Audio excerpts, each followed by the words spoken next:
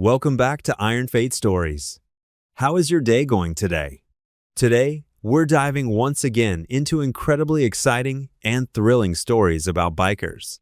If you enjoy the content, please like, share, and subscribe to get notified about the latest stories. Enjoy the show. Foster boy touched the biker's tattoo and said, "That's my dad." The whole bar fell silent. Noah's fingertips brushed the biker's tattoo, black ink, a compass split by a lightning bolt, a wolf at the center, and the words slipped out of him like a secret he'd been holding too long. "That's my dad." The whole bar went quiet. Music died mid-chorus. Laughter evaporated. Even the bartender's scoop stopped clinking against the ice. Noah realized what he'd done and tried to pull his hand back, but a rough grip locked on his shoulder. "Are you out of your mind?" Dale snarled, yanking him toward the door. Noah didn't look at Dale. He couldn't. His eyes were stuck on the biker whose arm he'd touched. The biker didn't move at first. He just stared at Noah like he was trying to decide if this was a joke or a warning. Noah wasn't supposed to be inside the rusty nail at all. Not at 10 years old. Not at midnight. Not with men who wore leather-like armor and looked at the world like it owed them something. But Dale had dragged him in anyway, because Dale always did what Dale wanted. Outside, rain hammered the parking lot and ran off chrome handlebars in thin silver lines. Noah had been scrubbing bikes by the door with numb hands while Dale drank and played cards. When the mop bucket got kicked over, Dale shoved it at him and told him to clean it up, "before you make me look bad." So Noah walked into the heat and smoke and noise, keeping his eyes down. That was the rule in every house he'd ever been placed in. Then he saw the tattoo. Now he'd said the one thing you don't say in a room full of bikers unless you're ready to pay for it. The biker finally spoke. His voice was calm, almost soft, which was worse than yelling. "What did you say, kid?" Noah swallowed. His throat felt tight and dry. "That tattoo," he managed. "It's my dad's."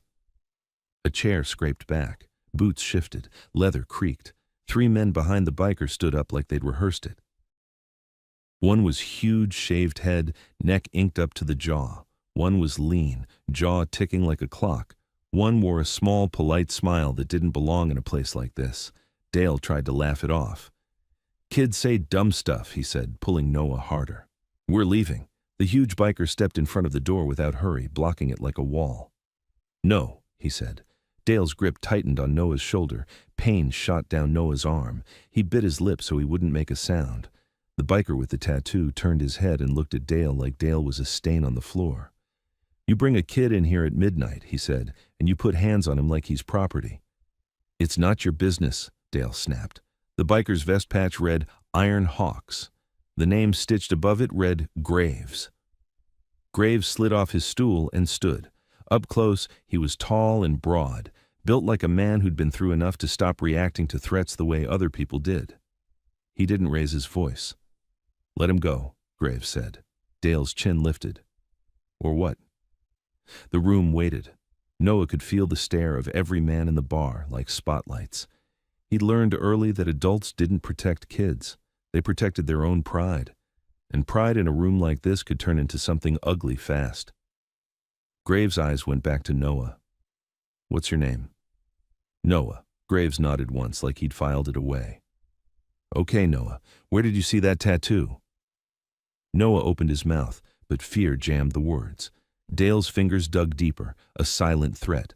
"Say the wrong thing and you'll pay for it later." The lean biker stepped closer, eyes on Dale's hand. "You his dad?" he asked. Dale barked a laugh. "I'm his guardian. State placed him with me."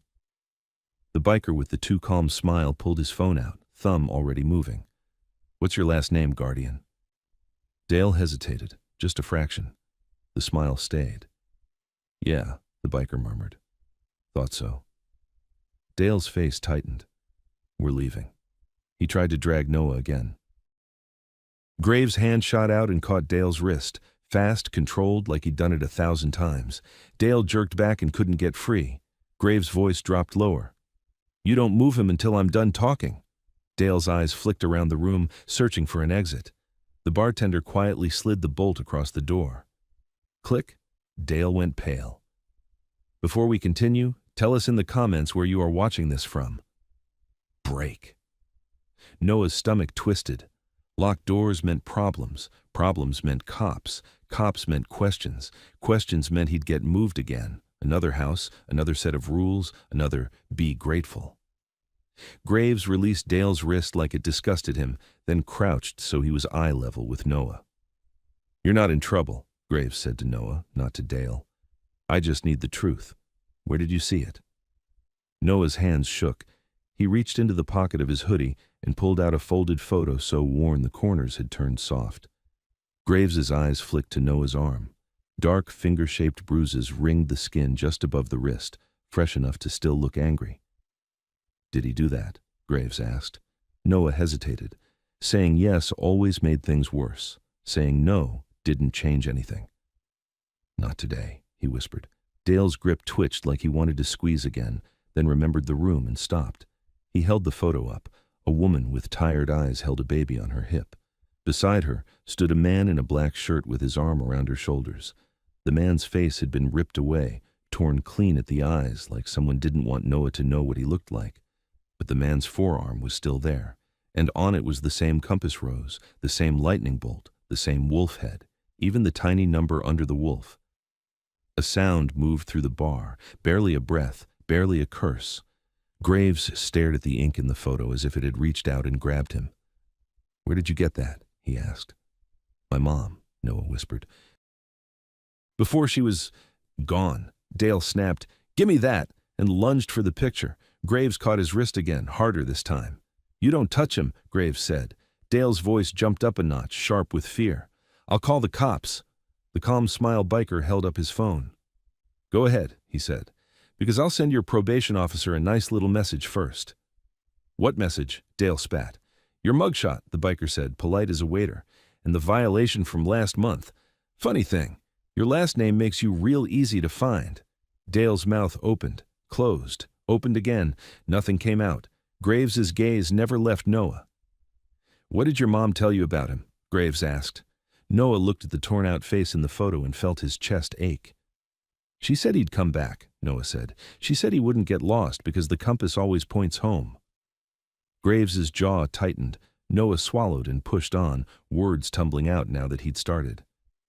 "And she said he had a word under it, like a name, like what you call someone when you don't want anybody else to know."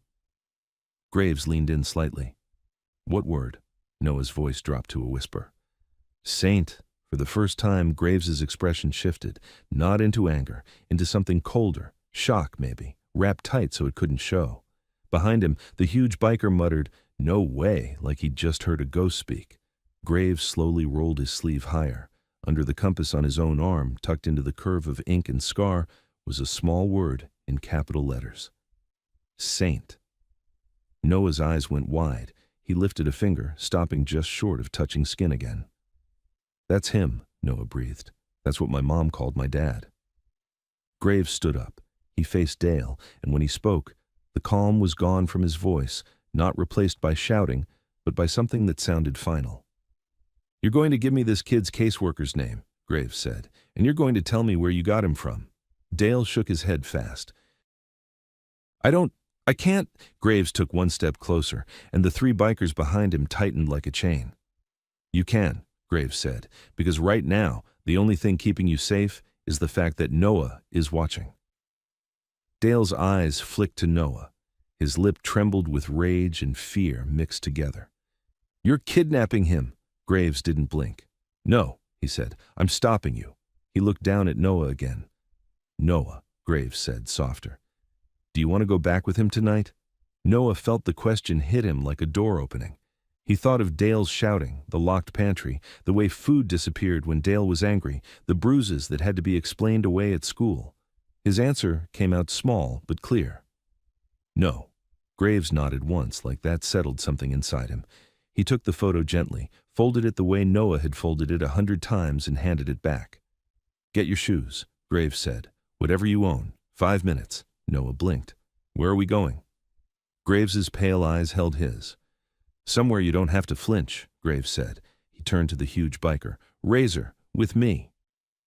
Then Graves reached for the bolt on the door, and the click that followed sounded like the first breath Noah had taken in years.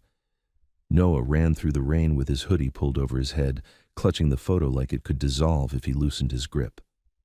Graves walked beside him without hurrying, but the way he angled his body between Noah and the parking lot felt deliberate, like he was already expecting something to come out of the dark. Razor followed a step behind, shoulders wide, eyes sweeping cars, corners, reflections in puddles. The others stayed inside with Dale. A beat-up pickup sat near the far end of the lot, not the kind of truck that looked tough on purpose, just old, loud, and kept alive through stubbornness. "Get in," Graves said, opening the passenger door for Noah. Noah hesitated. He'd been told a lot of things by adults that sounded kind in the moment and turned sharp later. But Graves wasn't smiling. He wasn't promising anything. He was just doing. Noah climbed in. Graves shut the door, walked around, and slid behind the wheel. Razor got into the back, crowding the space with muscle and quiet. The truck started with a rough cough. As Graves pulled out, Noah looked back. Through the fogged window of the rusty nail, Dale's face was pressed close to the glass, pale and furious. One of the bikers inside leaned down and said something to him. Dale shook his head hard. Then Dale looked up and locked eyes with Noah. Noah felt the stare like a hand closing around his throat. Graves saw it too. His jaw set. He didn't speed. He didn't panic. He just turned onto the road and drove like he'd decided the world didn't get to take this kid from him. They didn't go far. 5 minutes maybe. Rain blurred the streetlights into smeared gold.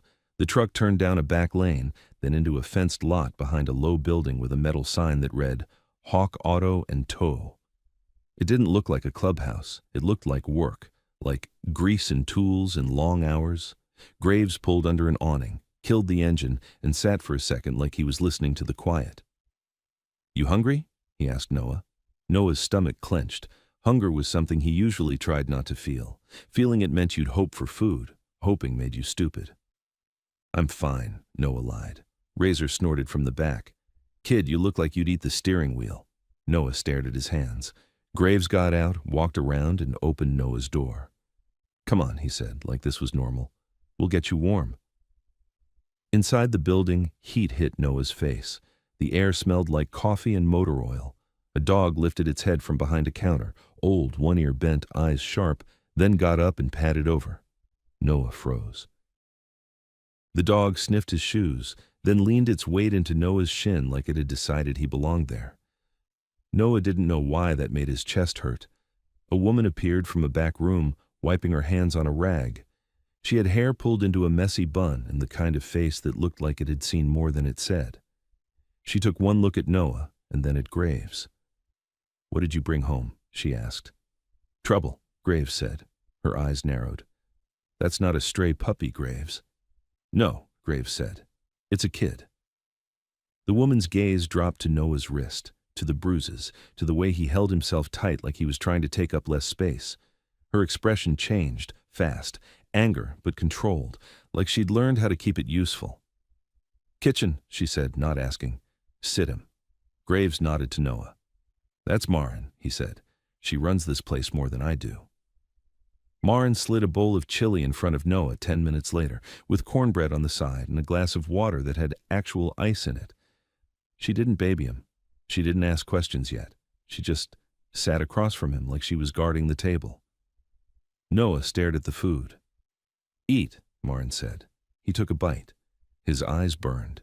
He hated that his body reacted like this, like it trusted a bowl of chili more than it trusted people. He forced himself to chew, to swallow, to breathe.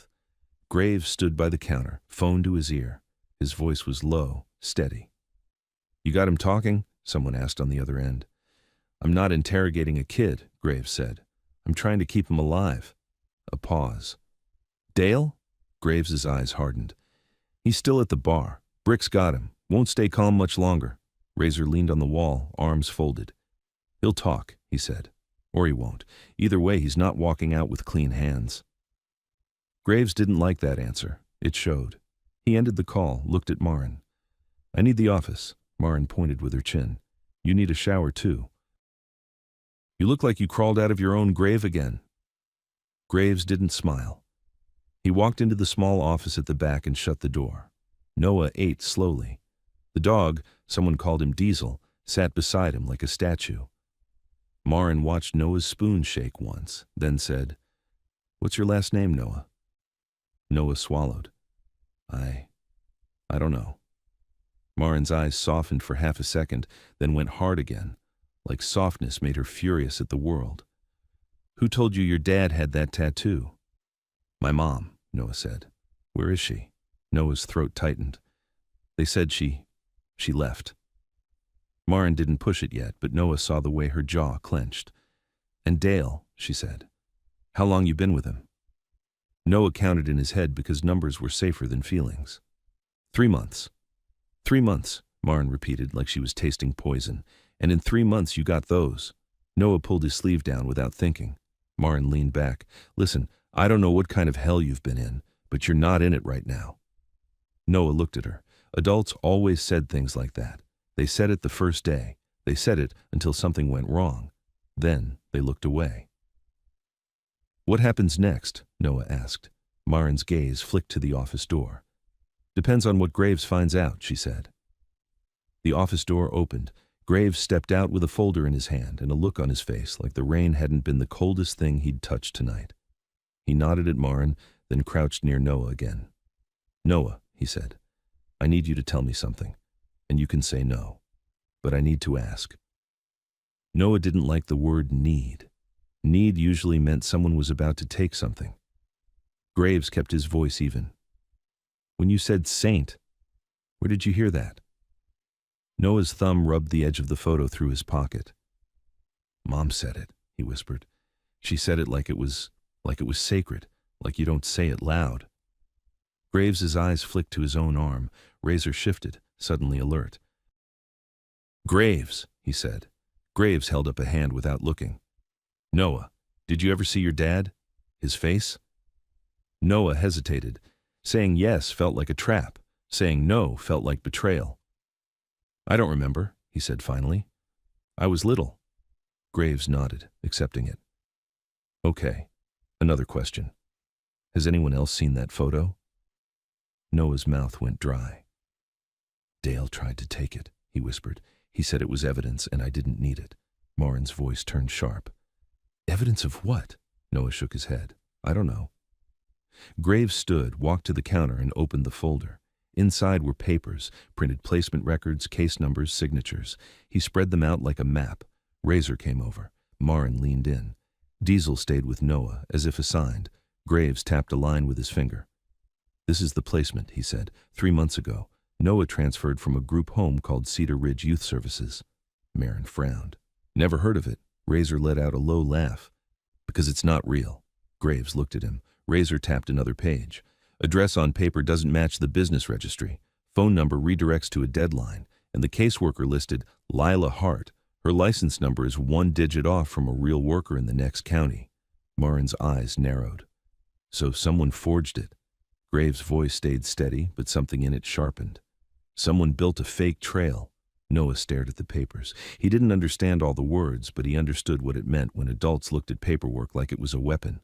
Graves turned toward him again. "Noah," he said, "did you ever go to Cedar Ridge?" Noah nodded slowly. "For a little," he said. "They moved me there after the hospital." Graves' head tilted. "What hospital?" Noah's stomach dropped. He hadn't meant to say that. Marin's eyes locked on him. "What happened?" Noah looked down. His voice got small. "I got sick," he lied. Graves didn't press immediately. He watched Noah's face like he was reading what Noah couldn't say. Then he said, "Okay, we'll come back to that. Tell me about Cedar Ridge. What was it like?" Noah tried to remember without shaking. "It was quiet," he said. "Not like a real house, like rooms. And they didn't call you by your name." Razor's shoulders tightened. "What did they call you?" Graves asked. Noah swallowed. "My number," he whispered. "They said it was easier." Marin's hands curled into fists. Graves's voice stayed calm, but Noah heard something beneath it. "What number?" Noah's lips barely moved. 13. The room went still again, but this time it wasn't a bar going quiet. It was worse. It was the kind of silence that comes right before something breaks. Razor stared at Graves. 13, he repeated, like he couldn't believe it. Graves's gaze drifted to his tattoo, wolf head, tiny number beneath. Noah whispered, "They told me not to say it. They said if I said it, I'd get moved to a bad place." Marin's voice came out low and deadly. "Who told you that?" Noah's eyes flicked up, terrified. "Lila," he said, "the caseworker." Graves' phone buzzed on the counter, once, twice, then a third time in rapid succession. He grabbed it, checked the screen, and the color drained out of his face. Razor leaned in. "What?" Graves held the phone so they could see. A text from an unknown number. "We know where you are." Then another. "Hand the boy over." Then a third, sent as Graves was reading. "Or we come in loud." Graves looked up slowly, eyes tracking to the front windows. Outside, through the rain-streaked glass, headlights swept across the lot, one pair, then another, turning in like predators circling a den. And then the power cut. All the lights snapped off at once, plunging the shop into darkness, and in that instant, Noah heard the unmistakable sound of a lock being tested on the front door. Darkness swallowed the shop so cleanly it felt unnatural, like someone had flipped a switch not just on the building, but on the world around it. For a heartbeat, nobody moved. Then Razor exhaled once, slow and controlled, and Noah heard the soft metallic sound of a knife being opened somewhere close. Marin's voice came out steady in the dark. "Office has a flashlight in the top drawer." Graves didn't answer. Noah could feel him shifting, positioning himself between Noah and the front of the shop without needing light to do it. Outside, the rain kept hammering the awning, but now there was another rhythm underneath. Footsteps in wet gravel, careful and spaced out like they were trained to move that way. The front lock clicked, not opened, tested. A second click. Diesel gave a low warning growl that started deep in his chest and rolled through the room like thunder. Noah's skin went tight, his lungs forgot how to pull air. Graves leaned down close enough that Noah could smell rain and coffee on him. "Noah," he said quietly, "come with me. Don't run, don't talk, just follow." Noah nodded so fast it almost hurt. Graves took Noah's wrist, not squeezing, not owning, guiding. His grip was firm in a way that felt like safety, not control. They moved. The darkness made every object a threat. A tool cart could be a person, a hanging chain could be a hand. Noah's mind tried to fill in shapes that weren't there. Razor's voice murmured from behind. "Two at the front, one moving left side." "How do you know?" Marin whispered. "I can hear them breathing," Razor said. Graves guided Noah into the office. The door eased shut behind them, as quiet as a secret. Graves opened the top drawer. A flashlight clicked on, white beam carving a narrow path through the room. Noah blinked hard, eyes stinging from sudden light. Graves set the flashlight on the desk facing the door, not toward Noah. Then he opened a lower drawer and pulled out a small metal box, a pistol. Noah froze. Graves saw it. "It's not for you," he said. "It's for anyone who thinks you're easy." Noah swallowed. The words didn't calm him, but they made sense in a way the world usually didn't. Graves moved to the window and angled the flashlight beam down. He didn't look outside with his face. He looked with reflections. Headlights slid across the lot again, then stopped. A shadow crossed the glass, then a voice from outside, muffled by rain and metal. "Graves." The voice wasn't yelling. It was familiar, like a man calling another man out for a talk behind a bar. Graves didn't respond. The voice tried again. "Graves, I know you're in there. Don't make this complicated." Noah's stomach turned. Whoever that was knew Graves's name. That meant this wasn't random. Marin appeared in the office doorway, her face pale in the flashlight spill. She held a phone in one hand. "No signal," she whispered. "They're blocking it." Graves's eyes narrowed. They cut power and jammed the tower. Razor's silhouette filled the doorway behind Marin. "Not amateurs," he said. The outside voice changed tone, slight edge now. "We don't want trouble. We want the kid. Hand him out and we're gone." Noah's throat tightened around a noise. He couldn't tell if it would be a sob or a scream. Graves crouched in front of him again, making the world smaller. "Look at me," he said. Noah forced his eyes up. Graves' gaze was hard, but not at Noah, at the situation, like he was already solving it. "You listen," Graves said. "No matter what you hear, you do exactly what I tell you. You understand? Noah nodded. Graves nodded back like that agreement mattered. Good. Now I need you to do one more thing. Noah's breath hitched. What? Graves lifted the flashlight slightly and pointed at the back wall of the office. There was a low metal cabinet pushed tight against it. Behind that, Graves said, there's a crawl space, leads into the service bay. If I tell you to go, you go. You don't stop. You don't look back. Noah stared. But Graves's voice softened, not by much. You want to stay alive, Noah? You do what I say. Noah nodded again, smaller. Marin's jaw clenched. We're not handing him over, she said. Razor's voice was almost a growl. Let them try. Graves stood, stepping out of the office into the dark of the shop. Noah stayed near the cabinet, heart punching his ribs. The outside voice spoke again, closer now. Graves, last chance. You don't know who you're protecting. Graves' voice carried back through the shop, calm, cold. I know exactly who I'm protecting. Something scraped outside, a boot on metal. Someone had stepped onto the awning supports or the tow ramp. A beam of light swept across the front windows from outside. Someone had a flashlight too, searching, probing. Then the voice changed again, more personal. That kid is state property. You take him, you're dead. You keep him, you're worse. Graves didn't take the bait. Walk away, he said, while you can. A laugh from outside. Yeah? You gonna shoot your way out of this? You gonna explain that to a judge? Noah's stomach nodded at the word judge. Courtrooms, social workers, adults in suits pretending they cared. He'd sat in rooms where his life was discussed like a schedule. Then came the sound that made every hair on Noah's arms stand up, a drill. Not loud yet, but unmistakable. The whine of a motor spinning up. Marin's voice snapped tight. They're drilling the lock. Graves moved fast. He crossed the shop in darkness like he knew every inch by memory. Razor, he said, front, don't let them breach clean. Razor was already moving, silent for a man that big. Marin, Graves said, back exit. Get your keys, we might have to run. And Noah? Marin asked. Graves didn't answer her. He turned his head toward the office. Noah felt his eyes find him even in the dark. He held a hand up, 2 fingers. Wait. Noah froze in place. The drill screamed louder, biting into metal.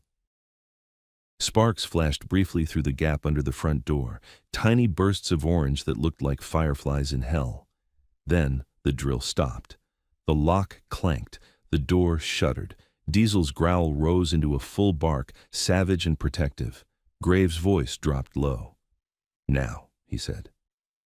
Noah didn't know if now was for him or for them. He slid behind the cabinet like Graves had shown him. His fingers found the edge of a panel. It was heavier than he expected, but adrenaline made him strong. He pulled. A narrow opening appeared, dark air breathing out from a space behind the wall. Noah dropped to his knees and crawled in. The crawl space was tight, dusty, smelling like old insulation and oil. He could barely turn his head. Behind him, the shop erupted. The front door slammed open with a bang that shook the walls, and voices poured in. 2, 3, maybe more. Boots hit concrete. Someone shouted, "Clear left!" Razor's voice answered like thunder. "Wrong door!" A crash, metal against metal, a grunt of pain.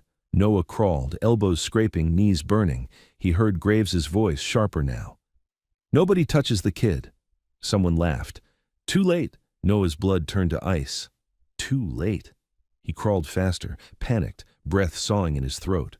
The crawl space opened into the service bay behind a stack of tires. Noah pushed through and fell onto the concrete, hands slipping. The service bay was dark too, but not as dead. A dim emergency light glowed over the back door, faint red, like a heartbeat.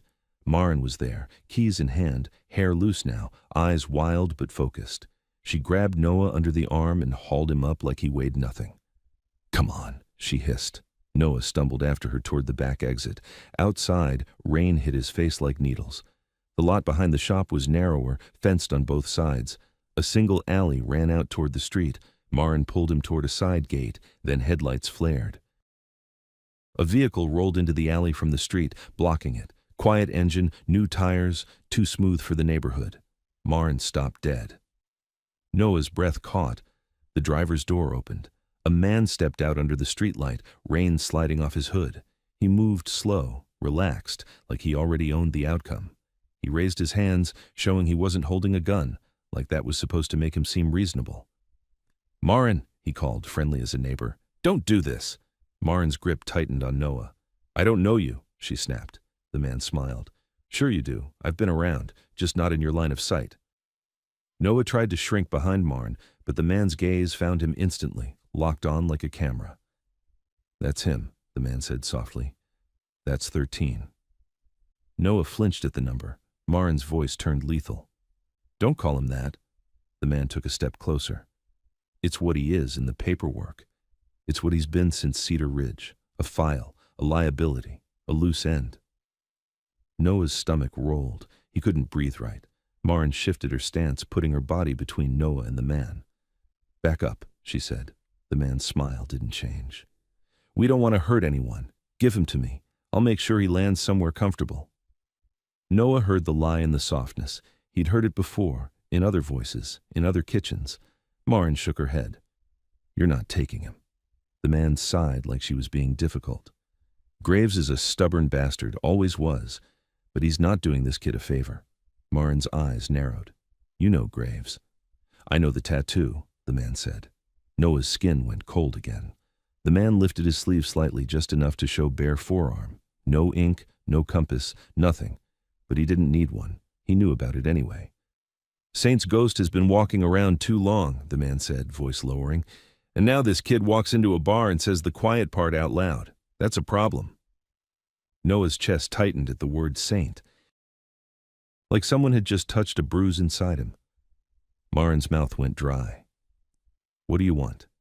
The man's eyes stayed on Noah. "I want the kid, and I want that photo." Noah's hand flew to his hoodie pocket, automatically covering it. The man noticed. His smile sharpened. "Oh," he said softly. "So he still has it." Marin glanced down at Noah's pocket, then back at the man, realizing what that meant. "That photo is leverage," the man said. "A key, and keys don't stay with children." Noah's eyes burned. "It's mine," he whispered. The man tilted his head, amused. "Is it? You don't even have a last name, kid." Marin took a step back toward the shop, pulling Noah with her. The man's voice stayed calm. "If you run, you'll meet my friends. They're inside with Graves right now." Marin froze. Noah's heart stopped. Inside, with Graves.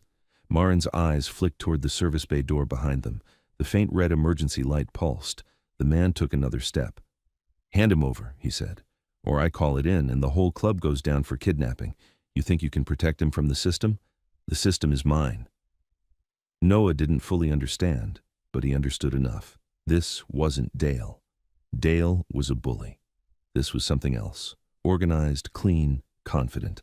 Marin's grip on Noah trembled for the first time, and then the back door burst open behind them. Graves emerged into the rain like a storm given human shape, breathing hard, knuckles scraped raw.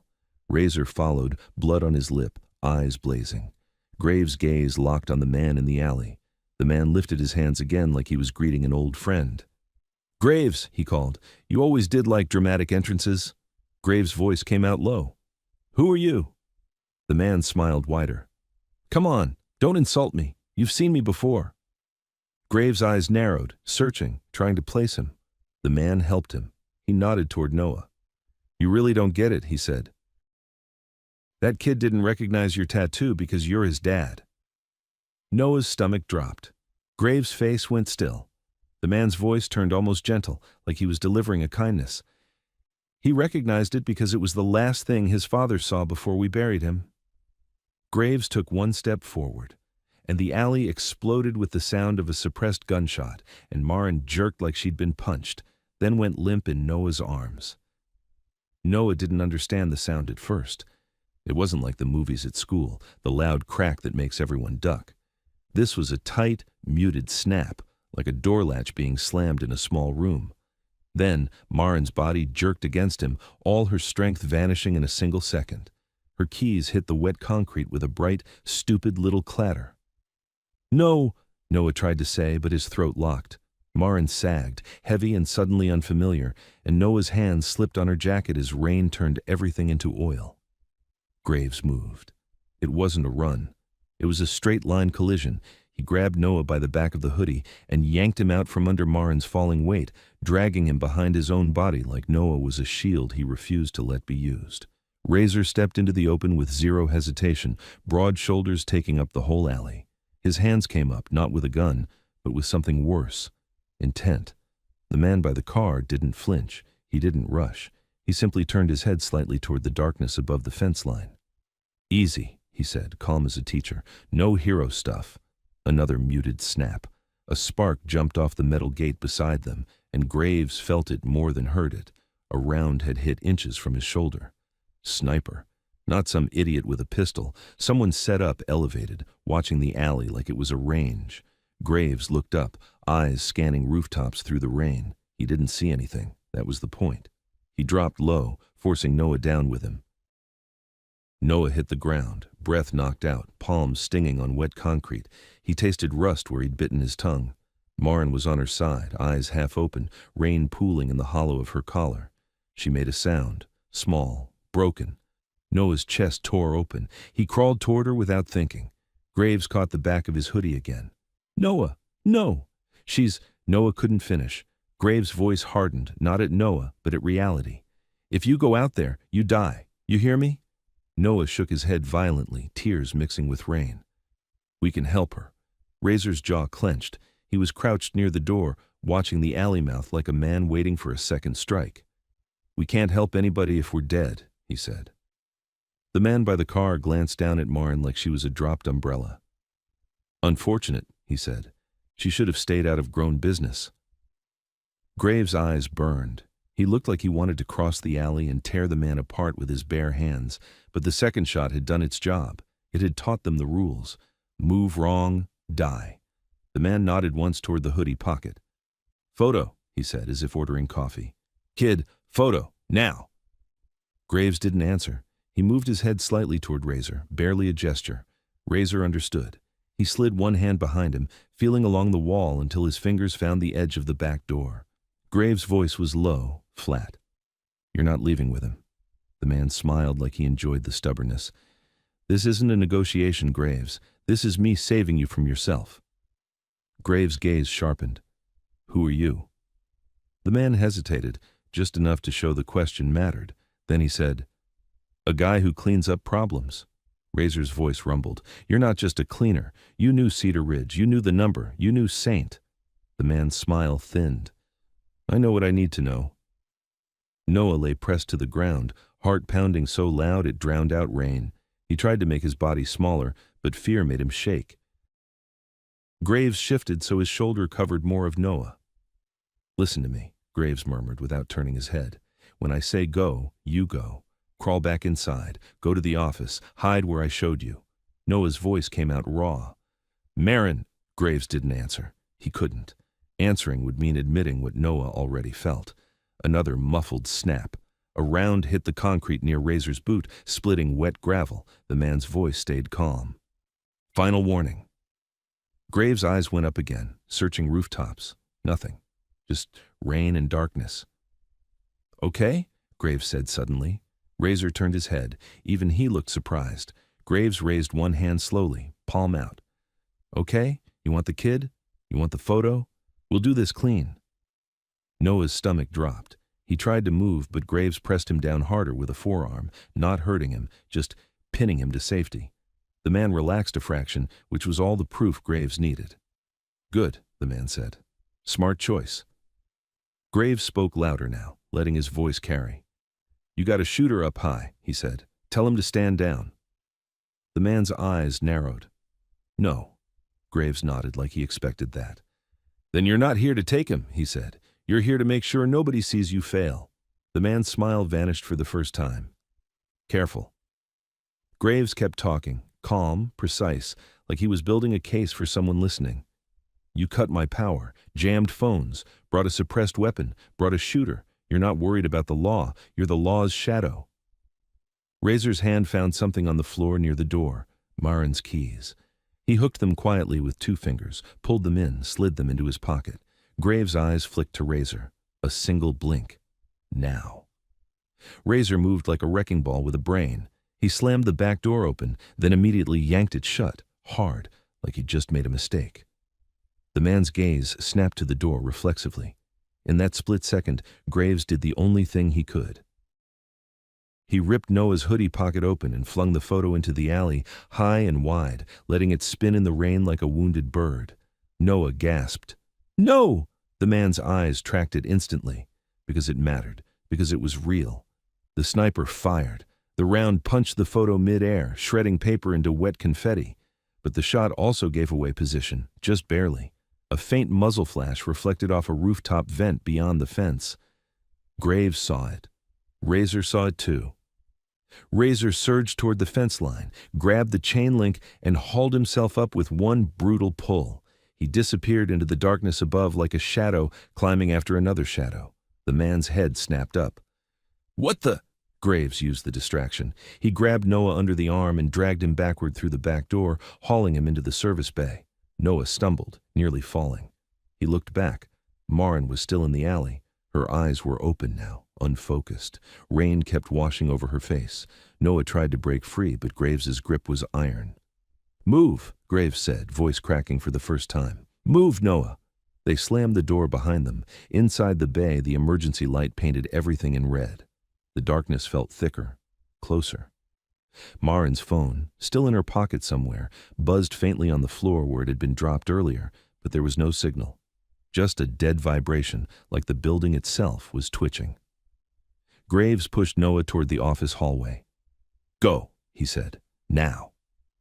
Noah ran, tears blinding him. He reached the office door, grabbed the handle, yanked it open. The flashlight was still on the desk. Its beam shook as Noah's hands trembled. He spun around, looking for the cabinet, the crawl space, anything. And then he saw it. A small black device tucked under the desk, blinking a tiny green light. A tracker. Not the one in his bag. This one was already here. Noah's breath stopped, because that meant the men outside didn't find them tonight. They were led here. A heavy odor hit the back door, once, twice, metal groaning. Graves' voice roared from the bay. "Noah!" Noah's fingers closed around the tracker. It was warm, like it had been recently handled. Then, the office window shattered inward with a sharp crash, spraying glass across the floor. A gloved hand reached through the broken frame, fumbling for the latch from inside. And a voice, right outside the office, close enough to breathe into the room, said quietly, 13. Don't make me climb in there after you." Noah froze so hard, his bones felt like glass. The gloved hand kept fishing for the latch through the broken window frame, fingers sliding on rainwater and shards. The voice outside stayed calm, almost bored, like it was late and this was paperwork. 13, the man repeated. "You can come out or I can come in. Either way, you're leaving." Noah's eyes darted to the tracker in his fist. A tiny green light blinked like a heartbeat that wasn't his. He didn't think. He reacted. He hurled the tracker across the office. It smacked the wall and skittered under a filing cabinet, still blinking, still alive. The hand paused for a split second, as if whoever was outside had registered the movement, the sound. Then the fingers found the latch. Click. The window shifted. Noah stumbled backward, nearly tripping over the chair. His palms slid on the desk as he turned, searching for the cabinet, the crawl space, anything Graves had shown him. But the cabinet was on the far wall, and between him and it was open floor, broken glass, and an opening that was widening by the second. "Noah!" Graves bellowed again from the service bay, closer now. Boots pounded, then stopped abruptly as if Graves had seen the window. A hard odor hit the office door from outside, not a knock, a shoulder. The hinges groaned. Noah's throat seized. 2 ways in, window and door. They'd boxed him. The window gave another inch. A face appeared, hood up, rain dripping off the brim. Noah saw only a jaw, stubble, and eyes that looked like they didn't sleep. The man smiled when he saw Noah. "Hey," he said softly, like a lie. "There you are." Noah backed up until his knees hit the desk. He grabbed the flashlight off the tabletop like it was a weapon. The beam shook, blinding white in the rain dark. The man raised a hand to shield his eyes and laughed. "Cute!" The office door slammed again. Wood cracked. Noah's mind screamed, "Run!" but there was nowhere to run except straight toward the cabinet and the crawl space, and that meant crossing the open space right in front of the window. The man started to climb through. Noah swung the flashlight at him. The beam caught the man's wrist, and for one sharp second, Noah saw something that made his blood turn colder than fear. A faint indent around the wrist, pale skin pressed by a thin line, like he wore something tight there often, a restraint mark, not from a watch, from a cuff. The man's sleeve shifted as he dragged himself in, and Noah saw more marks along the forearm, old and new. Noah's stomach twisted. This wasn't just a hired thug. It was someone who'd been inside the same system, someone used to cages. The man landed in the office, boots crunching glass. He didn't rush. He didn't need to. He took one slow step toward Noah, head tilted like he was watching an animal decide whether to bolt. "Don't," Noah whispered. The man's smile didn't change. "Don't what? Don't take you? Kid, you're already taken. I'm just the delivery." Noah's fist tightened around the flashlight. "My name isn't 13. The man shrugged. "Not on paper." Another ooter hit the office door. The crack widened, the door bowing inward. Noah flinched. The man glanced at the door, then back to Noah. "They're impatient," he said. "We should make this easy." He took another step. Noah tried to shove the desk between them, but it barely moved. It was heavier than it looked. The man reached out for Noah's hoodie. Before his fingers could touch fabric, something crashed into the office door from the hallway side and splintered it in one violent ooter. Graves. He came through like a wall being demolished. Broad shoulders, wet hair plastered to his forehead, eyes feral. He didn't have the pistol in his hand. He had a tire iron. Graves swung it at the intruder's head without hesitation. The man ducked just enough that the tire iron clipped his hood and slammed into the window frame with a metallic clang. Glass exploded outward. The man stumbled back, blinking. Graves followed immediately, stepping into him, taking space, controlling the room. "Get away from him," Graves growled. Noah's legs gave out and he slid down against the filing cabinet, breath tearing in and out. The man recovered fast, too fast. He smiled again, but now it had teeth. "Graves," he said, almost warmly, "I was hoping you'd show." Graves didn't answer. He swung again. The man blocked with his forearm, taking the hit with a grunt, then surged forward and drove his shoulder into Graves's chest. Graves staggered one step. The intruder reached inside his jacket and flashed something, just a glint, then shoved it toward Graves's face. A badge, not a clean one, not polished, but real enough to stop most people. "Federal Task Force," the man said quickly. "You hit me, you're done." Graves didn't even pause. He smashed the tire iron into the man's ribs. The intruder's breath left him in a bark. He doubled slightly, eyes widening. Graves' voice came out low and lethal. "You don't get to hide behind a badge while you hunt kids." The man spat blood onto the floor and laughed, wheezing. "You think you know what this is? You're a biker with a wrench. I'm trying to keep a lid on a situation you don't understand." Graves stepped closer. "Then explain it." The man's eyes flicked to Noah, then back. "No, I'm not here to educate you. I'm here to extract an asset." Noah flinched at the word asset, Graves noticed. His grip on the tire iron tightened. "His name is Noah," Graves said. The man wiped his mouth with the back of his glove. "Sure, Noah, 13, file 13R. Whatever you want. He has value, Graves. That's why everyone wants him." Graves's jaw clenched, because he knows something. The man's smile flickered like he'd said too much. Graves saw it. "Because of the photo," Graves said. "Because of Saint." The intruder's eyes hardened. "Saint is dead." Graves moved so fast the office seemed to shrink. He grabbed the intruder by the front of his jacket and slammed him into the wall hard enough to rattle the filing cabinet. Paper fluttered down like frightened birds. "You don't know that," Graves said. The intruder's breath came in short bursts.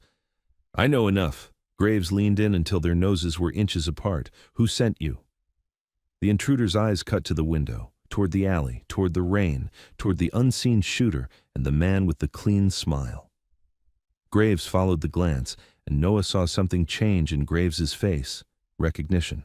Not of the intruder, of the situation. Like he'd just realized this wasn't a grab. It was a cleanup. The intruder used the moment. He drove an elbow into Graves's gut and broke free, stumbling back toward the window. Graves recovered instantly and swung the tire iron again. This time, the man caught it with both hands, muscles straining, and shoved it aside, then snapped a punch into Graves's jaw. Graves's head whipped. Noah gasped. Graves didn't fall. He just turned back slowly, like pain was something he'd learned to ignore a long time ago. In the service bay, Diesel's bark erupted, frantic. Then Razor's voice roared from somewhere above the shop, distant but savage. "Graves!" A gunshot cracked, louder than the suppressed snaps. Different. Razor must have found the shooter. The intruder's eyes widened in alarm. He looked toward the ceiling like he could see through it. Graves used the distraction. He drove his shoulder into the intruder's chest and slammed him backward onto the desk, scattering papers, knocking the flashlight to the floor. The beam spun wildly, painting the room in spinning white circles. Noah crawled away from the desk, scrambling toward the cabinet, fingers slipping on glass. Graves pinned the intruder with his forearm. "Where is Saint?" he demanded. The man's face twisted, half pain, half satisfaction. "If you're asking, you're already late." Graves' eyes went colder. "Answer." The intruder chuckled through blood. "You want the truth? The tattoo isn't a memorial, Graves. It's a label." Graves froze for the smallest fraction of a second. Noah's fingers found the cabinet edge. He yanked, trying to move it like before, but it was jammed tighter than it had been, like someone had shifted it back. The intruder saw Noah's movement and smiled. "Yeah," he said. "That? You think you're the first to try that exit?" Noah's stomach dropped. "What?" The intruder lifted his chin toward the cabinet. "That crawl space doesn't go where you think it goes anymore." Noah's breath stopped. Graves's head snapped toward the cabinet, then back to the intruder. "What did you do?" The man's smile turned flat. "Not me. The people who planned this, they like predictable heroes." Graves's voice turned rough. "Noah, don't..." But Noah was already pulling at the cabinet again, desperate. His fingers scraped against metal. It didn't budge. He got down and tried to reach into the gap. His hand touched something cold and sticky. He pulled it back and saw it in the spinning flashlight beam. Red. Fresh. Noah's vision tunneled. He stared at his own palm, blood mixing with rainwater, and the room tilted. From the service bay came a deep, ugly crash, metal folding, something heavy hitting the floor. Then, a scream. Not Noah's, Razor's. It wasn't pain, it was warning. "Graves, get down!" Graves's eyes flashed up toward the ceiling. The intruder on the desk smiled like he'd been waiting for that exact moment, and then the wall behind Noah, behind the cabinet, suddenly bulged inward as if something massive had hit it from the other side. Once. Twice. Plaster dust rained down. A third ooter split the wall open. A hand came through the hole, gloved, strong, grabbing at the cabinet from the inside. And a voice, low and familiar in a way that made Noah's skin go ice cold, spoke from the darkness inside the wall. "Bring the kid to me." Noah's heart slammed against his ribs as the cabinet started to slide, pulled from the other side, revealing a black gap wide enough for a person to crawl through. The cabinet slid another inch, metal feet screeching on concrete. Noah couldn't move. The voice from the black gap wasn't loud, but it didn't need to be. It landed inside his ribs like a remembered song he'd never actually heard, familiar in the way nightmares are familiar. "Bring the kid to me." Graves snapped his head toward the hole, eyes cutting through the chaos like he was trying to identify a target in smoke. The intruder on the desk smiled wider, tasting victory. "See?" he wheezed. "Predictable." Graves didn't look at him anymore. Graves' attention locked on the gap behind the cabinet, because the hand that had punched through the wall wasn't reaching randomly. It was reaching with purpose, fingers feeling for the cabinet edge, dragging it open like someone who already knew exactly what was hidden there. Noah's breath came in sharp, shallow pulls. The hand tightened. The cabinet jerked hard. The gap widened enough for a shoulder. Noah stumbled backward, slipping on glass, blood still on his palm. His back hit the opposite wall of the office. He couldn't stop staring at that hole. A second hand appeared in the gap, then a face hovered just beyond it, mostly shadow, hood, rain dripping from somewhere deeper in the wall space like it was connected to the outside. Noah couldn't see the eyes, but he felt them. Graves moved in front of Noah instantly, blocking the line of sight, blocking the room. "Noah," he said low, urgent. "Behind me. Don't move." Noah did it without thinking, his hands fisted in Graves's vest like a child grabbing a railing in a storm. The intruder coughed and tried to sit up. Graves slammed an elbow into his throat and kept him pinned with one arm while raising the tire iron with the other. "Who the hell are you?" Graves barked toward the gap. The voice answered without hesitation. "You know me." Graves's jaw locked. Razor's warning still echoed in the building, and somewhere overhead there was running, boots on metal, a scuffle, then silence that felt too heavy to be good. Marin's keys were gone. Marin was in the alley. The back exit was blocked, phones were dead, power was out, and now the wall itself had become a door. The figure in the gap pushed forward. A shoulder emerged, then an arm, then the upper body, crawling into the office like something being born from a crawl space. Noah's stomach rolled. The man was big, not as massive as Razor, but built hard. His clothes were dark and soaked. His hands were bare inside the room, no gloves now, and Noah saw the skin. Scars, not random scars, parallel lines at the wrists, old marks along the forearms, restraints. Graves saw them too. His eyes narrowed. The man's hood shifted back slightly as he pulled himself through. His face came into the flashlight's spinning beam for a flicker. Noah's heart stopped, not because he recognized him clearly, because the lower half of the face matched the torn photo in his pocket in a way that made his brain scream, yes. The chin, the mouth, the small notch on the lower lip. Noah's knees almost buckled. Graves felt it, Noah's grip tightening without turning. "Noah," he warned again. The man crawled fully into the office and stood. Water dripped off him onto the floor, mixing with glass and blood. He looked at Graves first. Then he looked past Graves to Noah, and Noah felt the full weight of that gaze, like being seen through every lie he'd ever told to survive. The man's voice dropped softer. "Kid." Noah's throat worked. The intruder on the desk made a strangled laugh. "You're welcome," he rasped to no one, like he'd just delivered the final piece. Graves snapped his head back and drove the tire iron into the intruder's shoulder. The man screamed, then choked it down, eyes watering. "Shut up," Graves growled.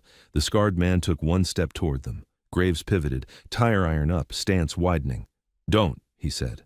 The scarred man stopped, only because he chose to. He didn't look afraid of the tire iron. He looked tired of it. "You're in the way, Graves," the scarred man said. Graves's voice turned colder. "You tell me how you know my name." The scarred man's eyes flicked to Graves's tattoo. "Same way you know mine," he said. Graves froze just a fraction. Noah didn't understand it, but he saw the shift. Graves wasn't just threatened, he was hit by something personal. The scarred man lifted his own sleeve. No ink showed. Then he grabbed the fabric at the shoulder and yanked his shirt collar down enough to expose skin near the upper arm. A faint outline, like something had been removed, not covered. Removed, as if someone had burned it out. Noah couldn't breathe. The scarred man watched Noah react and swallowed once, hard, like he was trying not to show what that cost him. "The tattoo," the scarred man said, voice rougher now, "isn't on me anymore." Graves' knuckles went white around the tire iron. "Saint," he said, barely audible. Noah's ears rang. Saint. The word he'd whispered. The word that made the bar fall silent. The word in his mom's mouth like a prayer. Noah pushed his face against Graves's back like he could hide inside him. The scarred man's gaze softened for a split second, so fast it could have been a trick of the spinning light. But Noah saw it. He saw the way the man's eyes flicked to Noah's bruises, then away like looking at them hurt. "You shouldn't have brought him here," Saint said to Graves. Graves's laugh was sharp, humorless. "I didn't. Your people did." Saint's eyes cut to the tracker blinking under the cabinet. His jaw tightened. "Not mine," Saint said. The intruder on the desk coughed blood and managed, "They're all his, Graves, they're all—" Graves slammed the tire iron down again, and the intruder's words turned into a wet gasp. Saint didn't flinch. That scared Noah more than anything. Saint took another step, slow, deliberate. "I don't have time," he said. "He comes with me." Graves shifted to block him more. "Over my body." Saint's eyes narrowed. "If that's what you want." The office door behind Graves creaked. Noah's blood went cold as a second shape appeared in the doorway. Another man, smaller, hood up, holding something long and dark. Not a pistol, a shotgun. He leveled it into the office, calm, professional. Graves' shoulders tightened. The shotgun man spoke. Graves, put it down. Graves didn't look away from Saint. How many? He asked. The shotgun man shrugged like counting didn't matter. Enough. Noah's knees started shaking. Graves whispered without turning. Noah, listen, if I tell you to run, you run. Noah whispered back. I can't.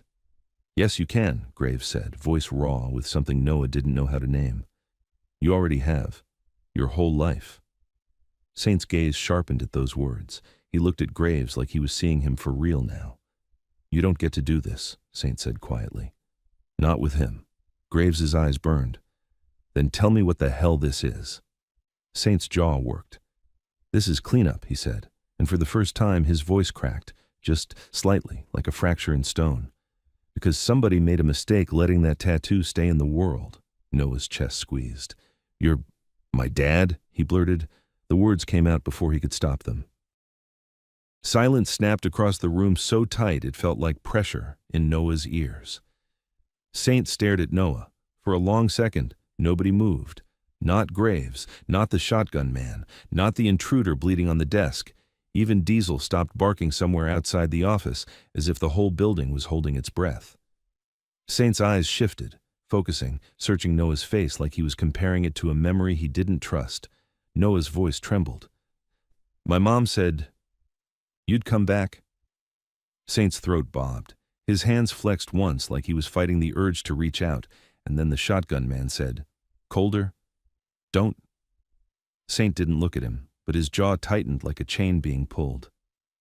Noah, Graves said, low. Behind me. Noah didn't move. He couldn't. His body had turned into a question. Saint's voice dropped to something almost human. What's your mom's name? He asked Noah. Noah swallowed, eyes stinging. Elena. Saint's face flinched like he'd been hit.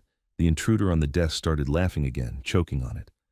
Oh, this is sweet, he rasped. Real sweet. Everybody gets closure. Graves snapped, shut up. Saint's eyes didn't leave Noah. Elena, he repeated, and his voice sounded like it hurt to say. Noah took one shaky step forward. Graves grabbed him by the hoodie and yanked him back, harder than before. No, Graves hissed. He's not walking you out. Saint's gaze flashed to Graves's grip. For the first time, anger surfaced, controlled, but real. Don't touch him like that, Saint said. Graves's laugh was bitter. Funny coming from you. You crawled out of a wall to take him. Saint's eyes went flat again. I didn't choose the wall. Graves leaned in, voice deadly. Then choose now. Tell your guy with the shotgun to lower it. Tell me who's running this. Saint's nostrils flared. The shotgun man shifted his feet, impatient. Saint, he warned, we're done talking. Saint didn't answer him. He looked at Noah again, and Noah saw it. Something breaking through the ice, something like grief, like regret, like a man trying to remember how to be a father and failing in real time. Kid, Saint said quietly, I tried to get to you. Noah's throat tightened. Then why didn't you? Saint's eyes flicked to the intruder on the desk. Because people like him, Saint said. Don't let you leave. The intruder's laugh died. His eyes hardened. Graves' head snapped toward the intruder, then back to Saint. He's not on your side, Graves said. Saint's jaw clenched. He's not on anyone's side, Saint answered. He's the leash. The shotgun man barked. Saint! Saint finally glanced at him, one cold look. The shotgun man hesitated. That hesitation was the most terrifying thing Noah had seen all night, because it meant Saint held power here. Saint's voice dropped like a command. Lower it! The shotgun man didn't. Instead, he tightened his grip, and from somewhere deeper in the shop, a new sound cut through the rain and the tension. A low electronic chirp, a beep, beep, beep growing faster. Graves' eyes widened as he realized what it was. The tracker wasn't just a tracker, it was a timer, and the blinking green light under the cabinet switched to red. Beep, beep, beep. The sound wasn't loud, but it immediately took over the room. It wasn't the kind of noise you could ignore. It was the kind your body understood before your mind caught up. A countdown. Noah's heart started hammering so hard it made his vision pulse. Graves' eyes snapped to the cabinet where the tracker had skittered. The red blink reflected off wet glass like a warning light on a drowning boat. Razor's voice came faint from somewhere above the shop, strained and distant. Graves, get out! The beep sped up. Marin's voice flashed in Noah's memory. Calm, sharp. Office has a flashlight in the top drawer, like she'd known emergencies were normal. Graves moved fast. He grabbed the cabinet edge with one hand and yanked. It didn't slide, not because it was heavy, because something on the other side was holding it. Saint. Saint's hand was on it from inside the wall gap, fingers curled around metal, keeping it pinned. The beep quickened again. Graves's gaze shot to Saint. Move. Saint's eyes flicked to the red blink, and Noah saw a real alarm break through his flat control. It's not supposed to, Saint started. The intruder on the desk coughed and smiled through blood. It's supposed to do exactly that. Saint's head snapped toward him. You said it was clean. The intruder's smile widened. It is clean. Clean means no witnesses. Noah's stomach dropped so hard it felt like falling. The shotgun man shifted, still aiming into the office, but now his eyes were on the blinking red light too. His composure cracked just enough to show fear. Graves' voice turned razor sharp. Noah, on the floor, hands over your head, now. Noah obeyed instantly, flattening himself against the concrete, cheek pressed to cold, glass biting into his sleeve. Beep, beep, beep, beep. Graves lunged at the cabinet again, but Saint didn't let it move. Graves spun on Saint, tire iron raised, and for the first time, Noah thought Graves might actually swing at him. Saint lifted both hands, open palms, like he was trying to stop a car with air. If I let go, Saint said fast, it goes off. Graves's eyes narrowed. You're holding it in place. Saint nodded once. It's pressure. Noah's breath caught. Pressure switch. The tracker wasn't a timer. The timer was just the warning. The bomb was armed by movement. The intruder on the desk wheezed another laugh. Look at you two, he rasped. Just like old times. One of you bleeds, the other one cleans. Graves's face went blank with rage. Who are you? He asked, voice almost too calm. The intruder swallowed, eyes glassy. Doesn't matter. Graves stepped closer to him, tire iron hovering. It matters, Graves said. The intruder's gaze flicked to Noah on the floor. Not to him. He won't live long enough to care. Noah's fingers clenched against the concrete, nails scraping grit. Saint's voice cut in, hard. Stop talking. The intruder looked almost pleased. Say please. Saint's jaw tightened so hard Noah saw the muscle jump. The beeping accelerated again, now almost continuous. Graves turned back to the cabinet and forced his mind into action. He scanned the desk, the floor, the broken window, anything he could use without moving the cabinet. Marin had tools, Graves muttered. Where's the toolbox? Saint's eyes flicked toward the wall gap. In the bay, he said quickly, but you can't. A new sound tore through the building, a deep metallic groan, like something heavy was giving way. Then the back of the shop shuddered. Someone was breaching another point. The shotgun man's head snapped toward the noise. His stance widened, preparing. Saint didn't look away from the cabinet. They'll come in, he said, voice tight. If they see the device, they'll run. If they run, it detonates. Graves stared at him. How the hell do you know that?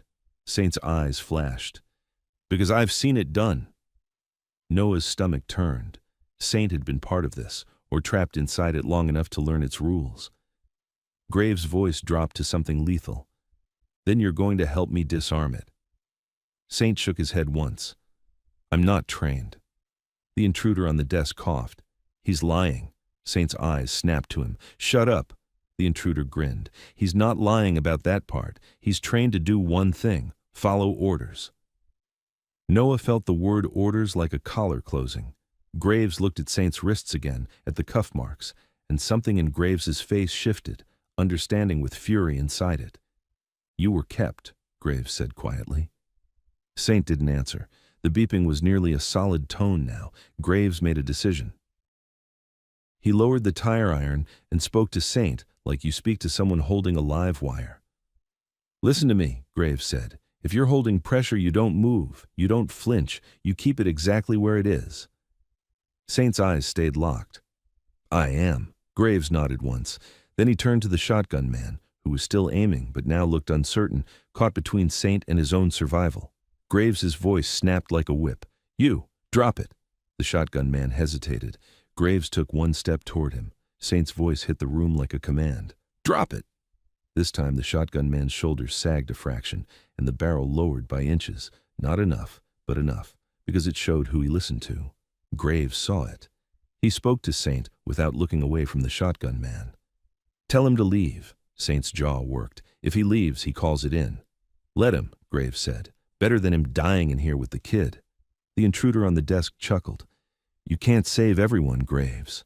Graves turned and slammed the tire iron down beside the intruder's head, denting wood. "Watch me." The shotgun man's eyes flinched. Saint's voice came out low. "Out," he ordered. The shotgun man didn't argue. He backed out of the office doorway, slow, keeping the barrel angled down, then disappeared into the dark of the shop. Graves exhaled once, controlled. He crouched beside Noah, who was still on the floor, shaking. "Noah," Graves said, softer. "Do you trust me?" Noah's throat tightened. Trust was a dangerous word, but Graves had pulled him out of Dale's hands. Graves had put his body in front of bullets. Graves was here. Noah nodded once. Graves touched Noah's shoulder, firm, grounding. "Good. You're going to crawl to the far corner behind that filing cabinet. Stay low. Cover your ears when I tell you." Noah crawled, elbows scraping, glass biting. He curled behind the cabinet, shaking so hard his teeth clicked. Graves stood and looked around the office with brutal focus. Then he spotted it, a thick roll of duct tape on the shelf by the desk, half hidden under folders. He grabbed it. Saint's eyes widened. "What are you doing?" Graves held up the tape. "Stabilizing." He tore off long strips quickly, hands moving like he'd done this before with engines and busted parts. But now it was a human problem. He stepped toward the cabinet, careful not to jostle it. "Saint," Graves said, voice steady. "When I say, you keep pressure exactly the same. I'm going to tape your hands to the cabinet and the wall opening. You'll be anchored." Saint's eyes flicked to the gap. "If I'm stuck, I can't." "You don't need to," Graves cut in. "You need to hold." The intruder on the desk watched, amused as if this was entertainment. "That won't stop a blast," he rasped. Graves didn't look at him. "It's not a blast if the switch doesn't release." Saint swallowed hard. The beeping became a shrill, steady tone for a moment, then resumed faster. Graves pressed tape around Saint's wrist and the cabinet edge, wrapping fast, tight, multiple layers. He anchored the tape to the wall, framing the gap, pinning Saint's forearms in a fixed position. Saint's breathing grew shallow, sweat mixed with rain on his face. "This is insane," Saint muttered. Graves' voice was ice. So was putting a bomb under a kid. He wrapped more tape. Saint's hands were now locked in place, fingers still gripping, pressure held. Graves stepped back, eyes flicking to the blinking red. Then he looked down, following a thin wire, so thin it was almost invisible, running from under the cabinet to the tracker unit. He crouched, careful. He didn't touch the cabinet. He reached toward the wire with 2 fingers. The intruder's voice cut through, suddenly sharp. "If you cut that, it triggers." Graves paused. Saint's eyes went to the intruder. "Don't," Saint hissed. "He's baiting you." Graves's gaze stayed on the wire. "Then tell me how to disable it." The intruder smiled. "You can't." Graves's jaw clenched. Another metallic groan rolled through the shop, closer now. Someone forcing entry into the bay or front. Diesel barked again, frantic. Graves's voice turned urgent. "Saint, how many of them?" Saint's eyes stayed locked on the cabinet. 4 outside, 2 inside now. The clean man by the car, he's still out there. He'll come if he thinks it's safe. Graves nodded like that was enough. Then he did something Noah didn't expect. He walked to the desk, grabbed the intruder's badge, and held it up into the flashlight beam. "Federal Task Force," the man had claimed. Graves flipped it, looked at the back, then ripped it clean in half. Plastic cracked. The intruder's smile faltered. Graves leaned in close to him. "Your badge is theater," Graves said, "but your mouth is the only thing keeping you alive. You're going to tell me how to disarm that device." The intruder's eyes glittered. "Or what?" Graves' voice dropped to a whisper. "Or I let you stay in here when it goes off?" For the first time, real fear crossed the intruder's face. He licked his lips. "You don't have the time." Graves glanced at the red blink, faster now. "You're right," Graves said, "so talk." The intruder swallowed. His bravado cracked. "There's a magnet," he said quickly. "A strong one. You put it on the switch housing. It holds the contact closed." Graves' eyes narrowed. "Where?" The intruder's gaze flicked toward the wall gap.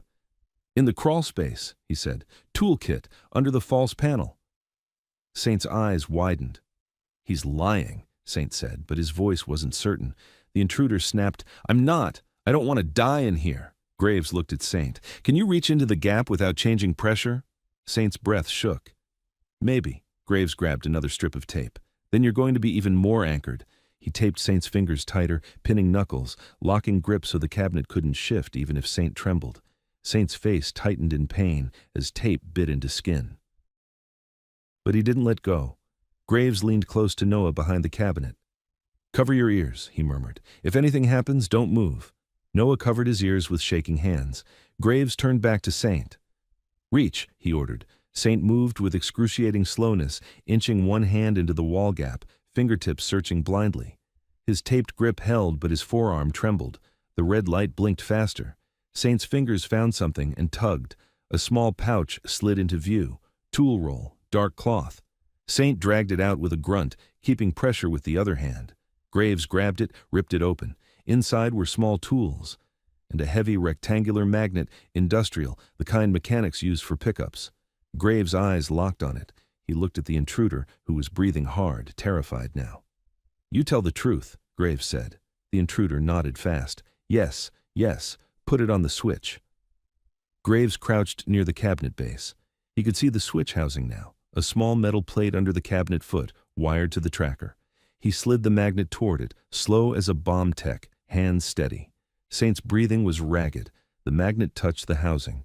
The beeping stopped instantly. Silence slammed into the room so hard, Noah's ears rang. The red blink went green. For a long second, nobody moved. Nobody breathed. Then Graves exhaled, one controlled breath, and stood. "Okay," he said, voice low. "Okay. We have seconds before they realize it's dead." Saint's eyes widened. "They'll come anyway." Graves nodded. "Good. Let them." He stepped toward the intruder, grabbed him by the collar, and hauled him upright despite the man's pained gasp. "You're coming with us," Graves said. The intruder shook his head, panicked. "You can't," Graves cut him off. "Watch me." From the dark of the shop outside the office, a new voice called out, smooth, confident, familiar. "Graves," the clean man from the alley. He sounded closer now. "Power's coming back in about 30 seconds, the clean man said, calm as ever. "When it does, I'll have cameras again. You sure you want to be standing where you're standing?" Graves' eyes went hard. Saint's gaze flicked to Noah, then back to Graves, warning in his face. Graves whispered to Noah, "Stand up, stay behind me, no matter what you see." Noah stood on shaking legs, and then the clean man's voice softened, almost friendly. "I'll trade," he said. "The kid for the woman in the alley. She's still breathing, but not for long." Noah's chest seized. Marin, still alive. Graves froze just long enough for Noah to feel it, one instant where the choice hit him. And Saint, still taped to the cabinet, said quietly, too quietly, like he didn't want anyone to hear, "You can't trust him. That's how they get you to hand the kid over." Graves didn't answer the clean man right away. He just stood there in the broken office, tire iron in one hand, the intruder in the other, and Noah tucked behind his hip like the world's most precious contraband. The clean man's voice came again from the dark, outside the office doorway, close enough to feel. "Tick-tock, Graves. She's bleeding out in the rain. You want to be the guy who lets her die?" Noah's stomach clenched so hard it hurt. He could see Marin on the wet concrete in his head, eyes open, rain filling her collar, still breathing. Saint's hands were still taped to the cabinet and wall frame, jaw clenched with pain and rage. "It's a hook," he said, low. "They dangle mercy so you hand over the kid, then they take both." Graves' eyes flicked to Saint. "You sure she's alive?" Saint's stare was flat. "They don't lie about timing. They lie about outcomes." The intruder, badge theater man, coughed, then smiled through blood. "He's right. They keep people alive just long enough to make you choose wrong." Graves tightened his grip on the intruder's collar. "Shut your mouth," the clean man chuckled softly. "Bring the kid to the bay door. Alone. No surprises. I'll send my medic to her." Graves's jaw jumped. He was calculating. Noah could feel it in the way Graves's body went still, the way a man goes still before he commits to violence. Razor's voice crackled faintly from somewhere overhead, Not on a phone, just echoing down through vents and metal. "They got a second team on the roof, Graves." Saint's head snapped up. "Roof team," he hissed, genuinely alarmed now. The intruder let out a wet laugh. "You're surrounded." Graves took one step toward the office doorway, then stopped. He looked down at Noah, and Noah saw it in his face. Graves wasn't asking permission. He was making a promise. "Noah," Graves said quietly, "I'm going to get her. You stay with Saint." Noah's throat closed. "No." Graves cut him off, firm. "You stay." Saint's eyes narrowed. "Don't leave him with me," Saint said. "I'm taped to a cabinet." Graves' gaze sharpened. "Then you're not going anywhere, are you?" he said. "Perfect." Saint's mouth tightened. Graves ignored it. He pushed the intruder down onto the chair, then looped duct tape around the intruder's wrists fast, brutal, pinning him to the chair arm. The intruder hissed, "You can't hold me." Graves leaned in close. "I'm not holding you," he said. "I'm leaving you as bait." The intruder's grin faltered. Graves stepped to the desk and yanked a cable from a drawer, an old heavy-duty extension cord. He wrapped it around the intruder's ankles too, knotting it tight. Then Graves turned and walked out of the office into the dark shop. Noah started to follow. Saint's voice snapped. "No!" Noah froze, trembling. He said, Saint's eyes were on the doorway, listening. He said, "Stay," Saint said, "so stay. If you run out there, you're dead." Noah's voice cracked. "Marin," Saint's jaw tightened. "I know." Noah stared at Saint. "Do you?" Saint finally looked at him fully, really looked, and Noah saw exhaustion behind the hardness. "I know what it is to watch someone bleed because of you," Saint said, "so don't make it worse." Noah flinched. Outside the office, Graves's boots moved fast. A door slammed. Rain hissed. Then the clean man's voice rose, farther now, toward the bay. "Good. Smart. Bring him." "A beat," Graves' voice answered, steady. "You said medic." "Already moving," the clean man said. "But I need the kid first." Noah's hands clenched into fists. He wanted to scream that he wasn't a trade. He was a person. Saint shifted slightly against the tape, testing it, wincing. "Damn it," he muttered. Noah looked at the tape. I can untape you." Saint shook his head. "Not yet. If you pull wrong, you might shift pressure under the cabinet. Magnet's holding it, but you don't gamble with devices like that." Noah's breath shook. "Then what do we do?" Saint's eyes flicked to the blinking green tracker now wedged against the switch housing, magnet clamped on it. "We do what Graves is doing," he said. Noah didn't understand. Saint's voice hardened. "We survive until we see the move." The shop lights flickered once, weak, then died again. Somewhere outside, a generator hummed to life. The clean man's promise. Power in 30 seconds. Noah's stomach twisted. Saint stared at the broken office window and said, almost to himself, "If cameras come back, they can frame him. They can bury him." Noah whispered, "Frame who?" Saint's eyes cut to Noah. "Graves," he said, "and you. They'll make you look like the kidnapped kid who got taken by bikers. That's the play." Noah's breath caught. From outside, Graves' voice rose again, sharp. "Where is she?" The clean man answered, calm. "Alley. Same spot. You know where." A pause. Then the clean man added, softer, "Bring the kid, Graves. This is your last chance to do this like a civilized man." Noah heard footsteps, multiple, moving inside the shop now, closer, coordinated. People shifting to positions. Saint's eyes narrowed. "They're moving in," he said. Noah's throat tightened. "Graves is out there." Saint's jaw clenched. "Graves is doing what he always does," Saint said, "taking the hit so someone else doesn't." Noah's eyes burned. "So you do know him?" Saint didn't answer. Then a new sound cut through the shop, the high-pitched whine of a taser arcing, a thump, a grunt, and then Graves's voice, forced, strangled, like he'd been hit with electricity. Noah's whole body jerked. Saint's eyes flashed toward the doorway. "No," he breathed. The clean man's voice came immediately after, calm and satisfied. "There, that's better. Now the kid comes out." Noah backed up instinctively, shaking. The office door creaked. Slow, a silhouette filled it. Not Graves.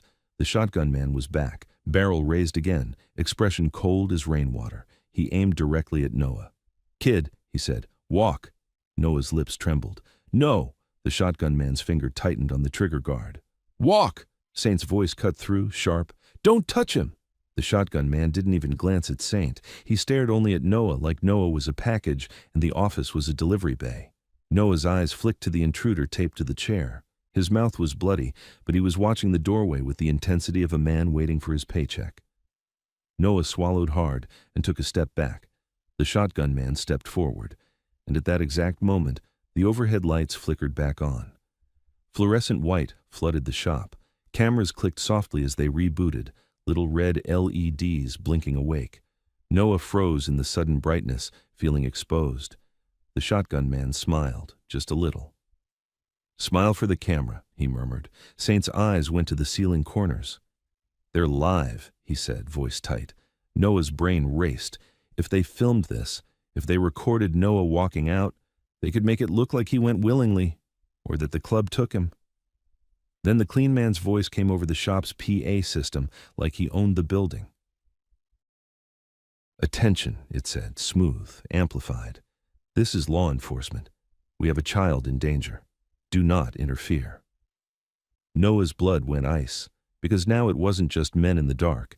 Now it was the system, speaking through speakers, wearing authority like armor. The shotgun man gestured with the barrel. "Walk," he repeated. Noah took one shaky step forward, and Diesel launched from the shadows like a missile, slamming into the shotgun man's leg with a savage bite. The man screamed and fired instinctively. The blast blew a hole into the ceiling tiles, raining dust and insulation. Noah flinched hard, hands over his head. Saint roared, ripping against the tape, muscles straining. The cabinet shifted a hair. The green light on the device flickered, and deep under the office floor, something clicked. Not a beep, a mechanical click, like a second trigger being armed. The click came from below, solid, mechanical, final, like a latch dropping into place. For one breath, everyone in the office froze. Then Saint's eyes went wide. "Secondary," he snapped. "They've got a secondary." Noah didn't understand the word, but he understood the way Saint's voice changed, sharp with real fear. Graves' voice echoed from somewhere in the shop, strained and low, like he was fighting to breathe. "Noah, don't move!" The PA crackled again. The clean man's voice rolled through the building, smooth as syrup. "Easy, everyone. We're here to protect the child." Noah's stomach turned. Protect. The shotgun man was down on one knee, Diesel clamped to his calf, snarling and shaking like a machine. The man screamed, trying to pry the dog off with one hand while keeping the shotgun from slipping. Another man, hood up, appeared at the office doorway with a pistol now, not suppressed, and pointed it at Diesel. "No," Noah shouted without thinking. The pistol raised. Saint's voice hit the room like a whip. "Don't shoot the dog!" The man hesitated just long enough for his eyes to flick toward Saint, like he'd been trained to obey him, and hated that he still did. That hesitation saved Diesel. It almost killed Noah, because the second the pistol man's focus shifted, his gaze found Noah again, and his expression hardened into decision. He stepped in. Saint strained against the tape, teeth bared, shoulder muscles standing out like cables. "Noah, get down!" Noah dropped instinctively, but not behind cover. He dropped forward, crawling toward the desk where the flashlight beam still spun in slow circles. The green light on the device at the cabinet base flickered again. A tiny red pinprick appeared beside it, another LED waking up. The secondary trigger. Marin's pale face flashed in Noah's mind, rain washing over her, Graves' body somewhere in the shop hit by electricity, and now men with cameras and a PA calling themselves law enforcement. Noah's chest tightened until it hurt. He saw the intruder taped to the chair, bleeding, breathing hard, eyes bright with satisfaction. Noah crawled past him, hands slipping. The intruder leaned toward Noah as far as the tape allowed and hissed, "You can stop this." Noah's head snapped up. "How?" The intruder's smile was thin. "You're the switch." Noah stared, not understanding. The intruder swallowed, eyes flicking to Saint. "They built it for him," he rasped. "For Saint. Pressure, magnet, predictable. But the secondary—" Saint roared. "Stop talking." The intruder ignored him. His eyes stayed on Noah. "The secondary is keyed," he whispered. "It's keyed to the tattoo." Noah's stomach dropped. The intruder's voice went faster. "The magnet holds the contact, but the secondary needs a match. Ink signature, proximity. That's why they didn't rush you earlier. That's why they needed you near him. Noah's breath stopped. They didn't want Noah to blow up. They wanted Saint to blow up. Saint's eyes flashed to the cabinet and then to Noah. "Don't come near me," Saint snapped, voice raw. "Back, now!" The PA crackled again, and the clean man's voice sounded closer, like he was walking through the shop while he spoke. "The child is in the office. I repeat, the child is in the office. Any armed individuals will be treated as threats." Noah heard boots in the shop, more of them now, men moving like they owned corners. The pistol man in the doorway raised his gun again, this time aiming past Diesel toward Noah. "Kid, hands up, now." Noah's hands lifted halfway. Diesel's teeth were still in the shotgun man's leg, blood and rain mixing on the floor. The shotgun man screamed, "Shoot the damn mutt!" Saint's voice turned deadly. "If you fire in this room, you trigger it." That made everyone hesitate again. Graves's voice came through the shop, louder now, furious despite pain. "Back off the office!" A thud, a grunt. Graves was fighting someone, half-stunned. Noah's mind raced. If the secondary was keyed to the tattoo, then being near Saint was the danger, but Saint was taped to the cabinet because the first device needed pressure held. Saint couldn't move. Noah could. Noah's eyes snapped to the device at the base, magnet still attached. Green blink, but now the second LED pulsing like a predator's eye. If they came closer, if they forced Saint to move, if they yanked him, it would go. Noah looked at the broken window. Rain poured in, cold and hard. The window frame was jagged, but it was an exit. And beyond it was the yard, the fence, darkness. Noah's lungs burned. He made a choice. He surged toward the window. The pistol man lunged to grab him. Saint shouted, "No!" Noah dove through the broken frame anyway, feeling glass tear at his sleeve, a hot sting across his forearm. He hit the wet ground outside and rolled, pain exploding in his shoulder. Behind him, inside the office, the device's second LED changed. Its pulsing sped up. Noah scrambled to his feet, rain blinding him. He ran along the building wall toward the alley, toward where Marin had fallen. Headlights washed over him, white, harsh. The clean man's SUV was angled in the back lane now, blocking one escape route, funneling him like cattle. The clean man stepped into view under the awning light, umbrella in hand like this was a business meeting. He didn't look surprised. He looked relieved.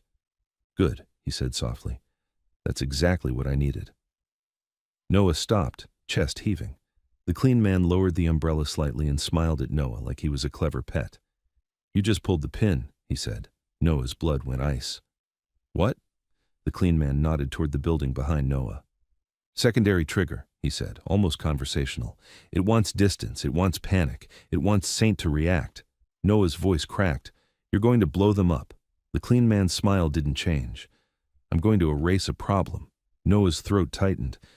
"Marin," the clean man's gaze flicked toward the alley corner. "She's alive," he said, "for now, but you don't get her unless you walk to me." Noah's whole body shook. He looked back at the building. Through the broken window, he could see Saint's silhouette still locked to the cabinet, struggling not to move. Graves somewhere in the shop fighting with men who called themselves law enforcement. Noah whispered, "Why?" The clean man's smile finally sharpened. "Because your father should have stayed dead," he said, "and because you, little 13, are the only proof he didn't." Noah's eyes burned. Then, from inside the building, a sound cut through the rain, low at first, then rising into a scream of metal and alarms. Not a bomb, a fire suppression system activating, sprinklers slamming on, sirens wailing. Someone had triggered the building's emergency system, and over the siren, Saint's voice, raw, furious, shouted Noah's name. "Noah!" The clean man's umbrella tilted as he listened, annoyed. "Time," he murmured. He lifted his free hand and snapped his fingers once. From behind the SUV, two men stepped out, fast, coordinated, one with a taser, one with a hooded net gun. Noah backed up, slipping in mud. The taser man raised his weapon. Noah turned to run, and the net hit him mid-step, wrapping his arms and legs tight, slamming him face first into the wet ground. Pain burst through his cheekbone. He tried to scream, but mud filled his mouth. The clean man walked over slowly, crouched, and wiped mud from Noah's face with the edge of his glove like he was cleaning a stain. "You did good," he said softly. "Now you're going to watch how a ghost gets buried properly." Then he leaned closer and whispered the one sentence that made Noah stop fighting, because it was too specific to be a guess. "Your mother didn't leave, Noah. She begged me to keep you alive." Noah stopped fighting because the words didn't sound like a threat. They sounded like a memory he wasn't allowed to have. The clean man rose smoothly, rain sliding off his coat, and nodded to the taser guy. "Carry him. Keep his face covered." Noah tried to twist, but the net cinched tighter. His wrists burned. His cheek pressed into mud again. His hands grabbed the net and dragged him like cargo. He gagged, coughing mud and rain. The clean man walked beside him, unhurried, umbrella tilted perfectly, as if none of this touched him. Behind them, the garage screamed. Sirens, sprinklers, metal clanging. Lights strobed red through the windows. The emergency system had turned the whole building into a beacon. And that was the point. Noah's mind clicked something together through panic. Cameras, PA announcement, sirens, everything to create one clean story. Law enforcement responded, bikers resisted, a child was in danger, tragedy happened. Noah's stomach rolled. They hauled him toward the SUV. The back door opened. A heavy hand shoved him inside. The net caught on the seatbelt buckle and yanked his shoulder with a sharp pain. The door slammed. For a second, it was quieter inside. Rain muted by glass, sirens distant, Noah's own breath loud and ragged. The clean man climbed into the front passenger seat like this was a commute. He turned and looked at Noah through the gap between seats. "You're smart," he said conversationally. "You're going to understand why this is happening." Noah glared at him, chest heaving. "You're going to kill them." The clean man tilted his head. "No," he corrected gently. "They're going to die because they won't let go of a story that should have ended." Noah tried to sit up, but the net held him like ropes. "What story?" The clean man's smile faded into something flatter. "Saint," he said. "Your father. A man who thought he could walk away with evidence." Noah's throat tightened. "He's alive." "Alive," the clean man agreed, like it irritated him to say. "Kept alive. Because dead men don't talk, but they also don't lead you to what they hid." Noah's mind flashed to the tattoo, the number, the way the bar had gone silent. "You're the proof," the clean man continued, "a living receipt." Noah's voice cracked. "My mom, Elena, where is she?" The clean man's eyes held Noah's for a long second. "Not dead," he said. "Not in the way you think." Noah's heart slammed. "Then where?" The clean man leaned back, glancing out the window at the glowing garage. "Somewhere she can't interfere," he said. "Somewhere she learned not to beg anymore." Noah's hands clenched inside the net until his fingers ached. "You said she begged you to keep me alive." The clean man nodded once, satisfied that Noah remembered accurately. "She did," he said. "She traded something for it." Noah's stomach turned. "What?" The clean man didn't answer directly. He looked toward the driver and said, "Go, slow route, let the show finish." The driver, silent, thick-necked, pulled the SUV out. As they rolled past the alley mouth, Noah caught a glimpse of Marin. She was still where she'd fallen, half in the rain, half under the awning edge. Her chest rose, shallow but real. A man in a hood knelt beside her, pressing something to her side, not helping, controlling. Noah let out a sound through the net, half sob, half rage. The clean man glanced back. "She'll live," he said, "if Graves behaves." Noah's eyes burned. "He won't," the clean man smiled. "Then she won't." The SUV turned onto the street. Sirens and flashing lights behind them grew fainter, but Noah could still see the garage's strobing glow through rain. Then, through the back window, Noah saw something else. A bike. Not in the lot. On the roofline. A silhouette moving fast along the top of the building, then dropping to a lower ledge with impossible speed. Razor.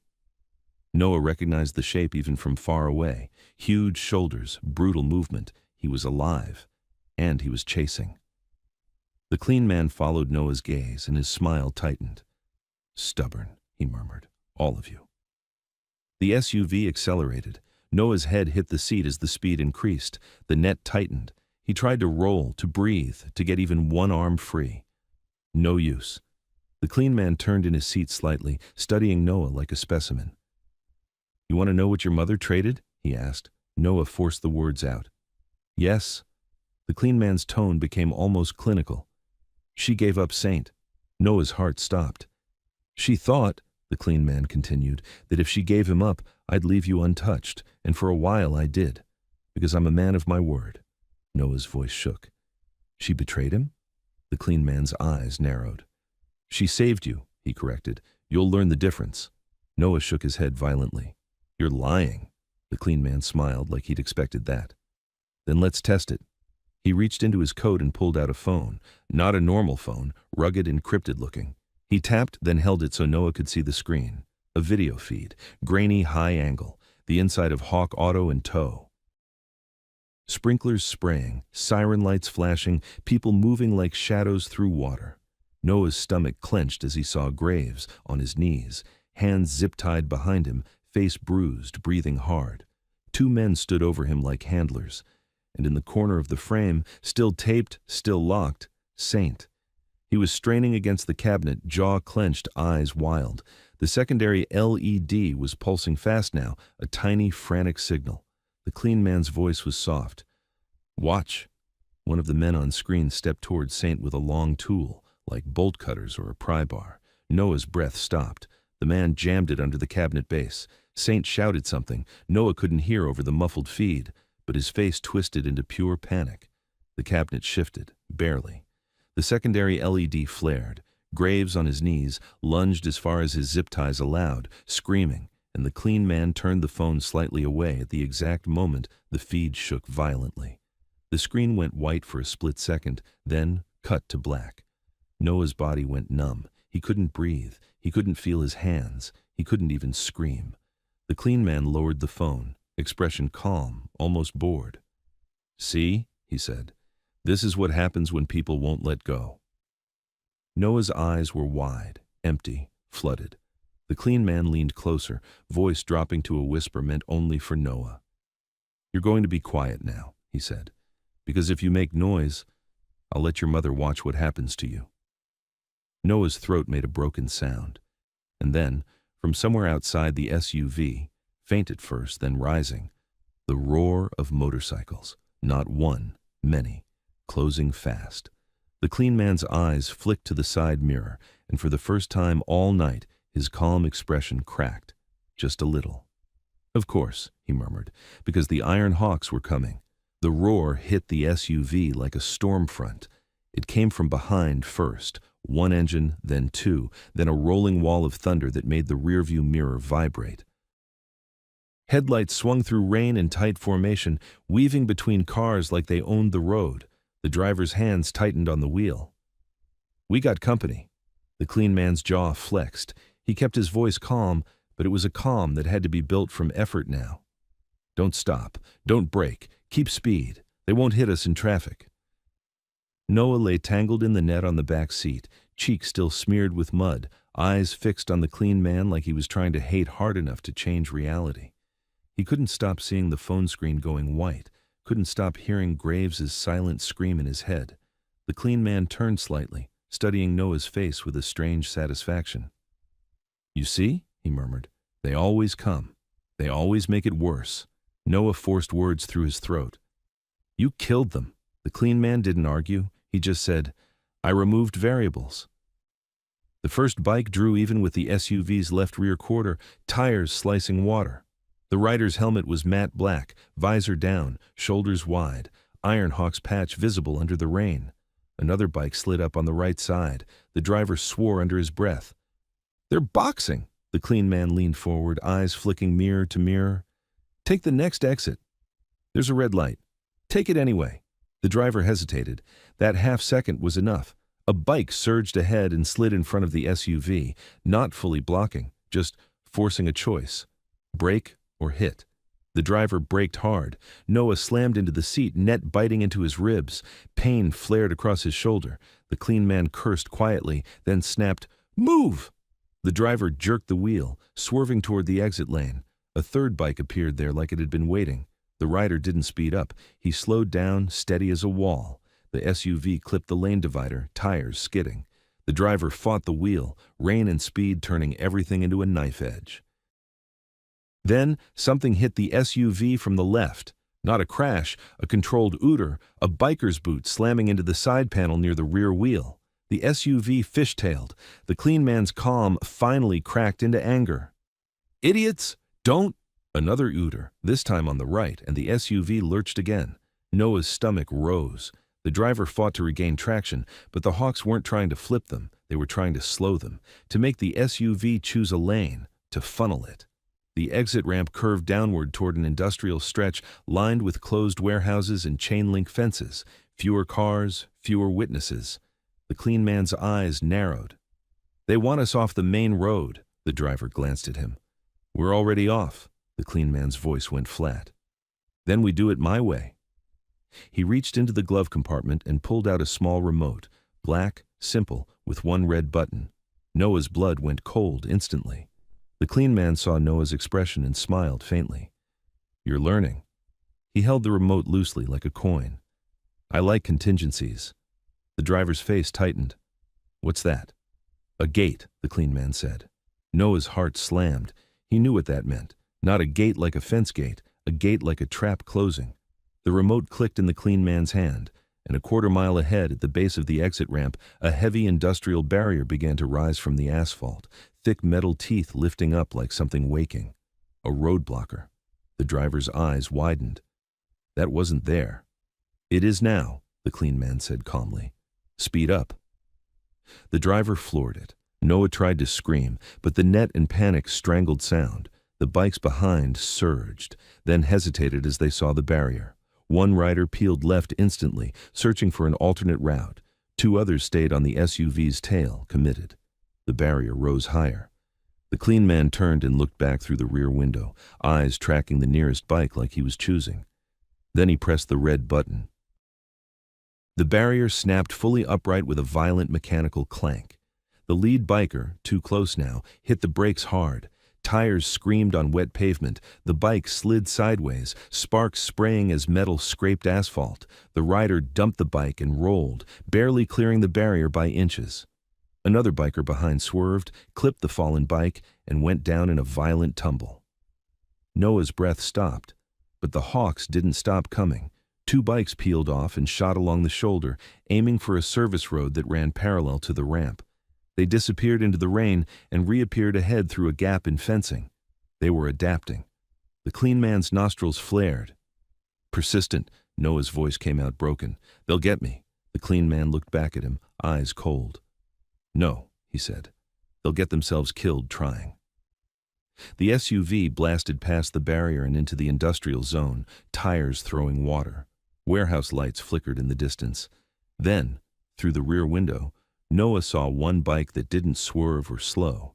It came straight through the gap between barrier supports like it had been measured, planned, rehearsed. The rider leaned low, threading the impossible line.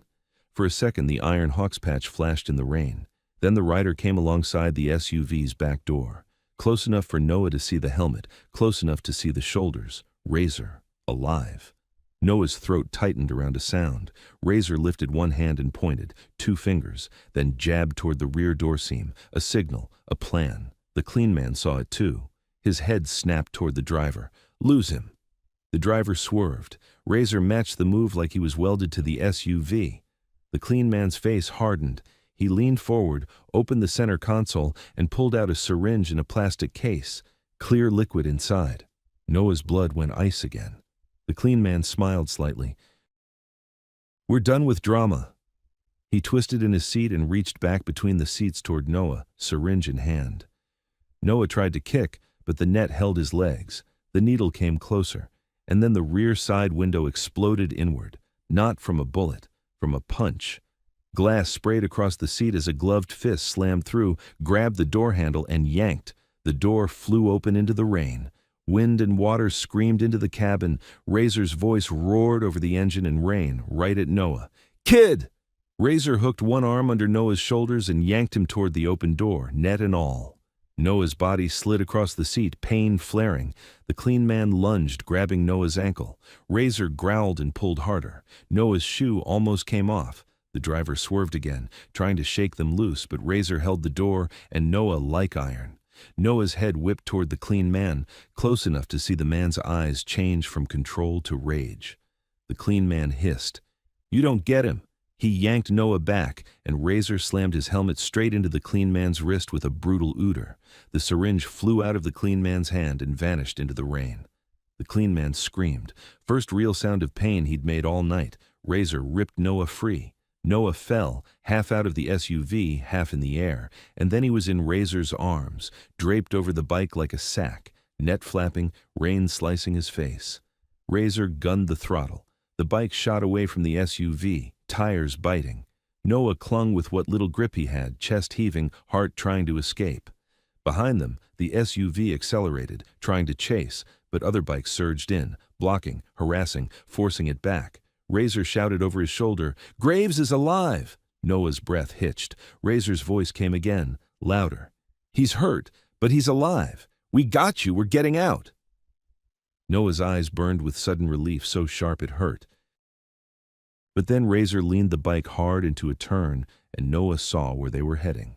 A fenced lot with floodlights, a facility with a sign on the gate that made Noah's stomach drop all over again. Cedar Ridge, Youth Services, not a group home, a front, the clean man's last play.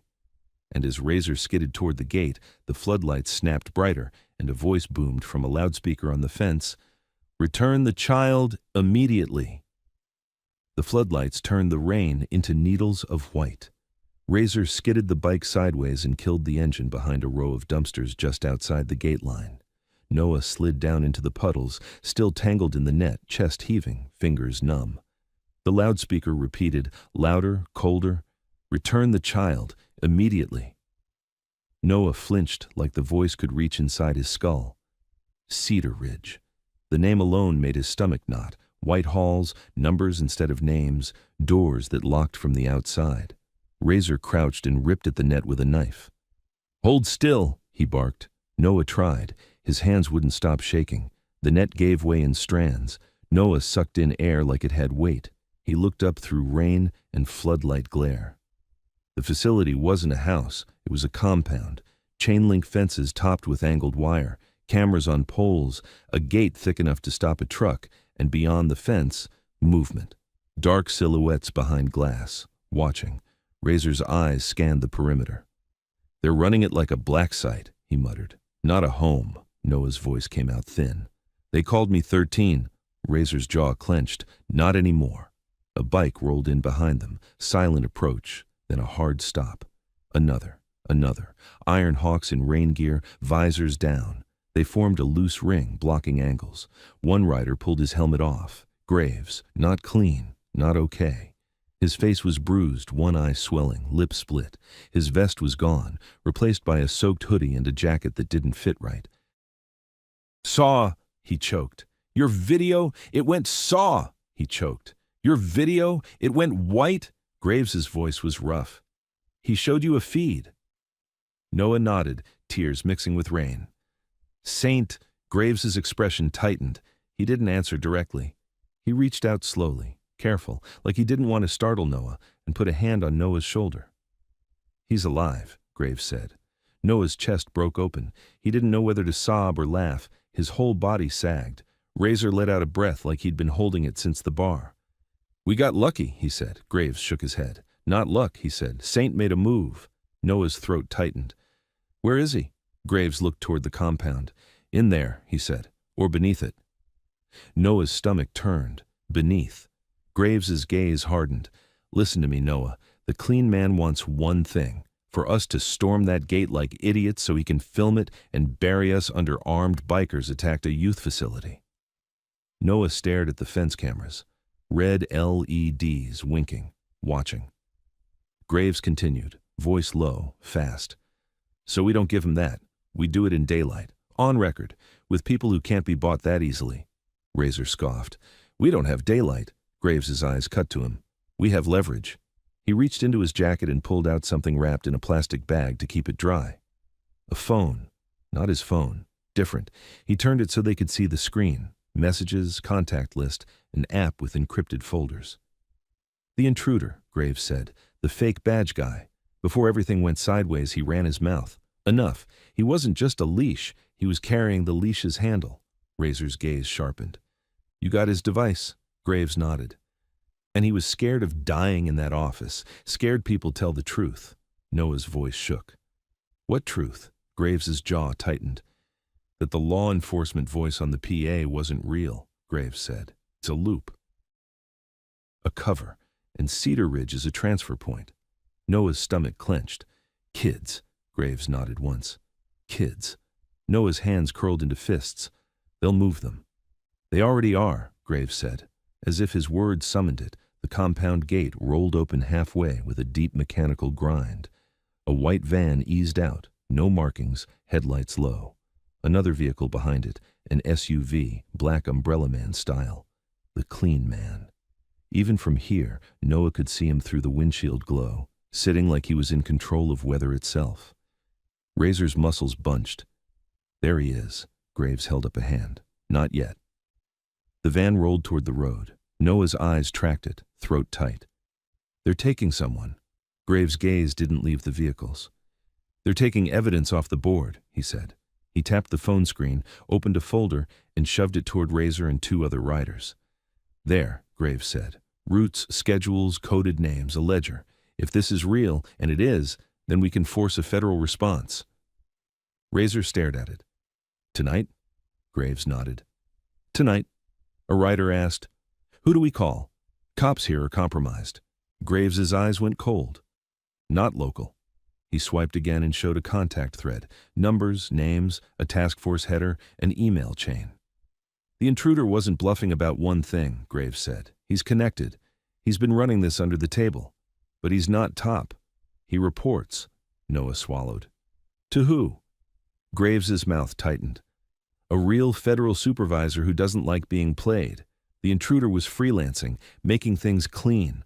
If we dump this to his boss with enough proof, they can't ignore it. Razor's eyes narrowed. And if they do? Graves looked at the compound again. Then we go loud, he said, but not first. The van reached the road. The black SUV followed, umbrella man inside. Graves lifted his chin.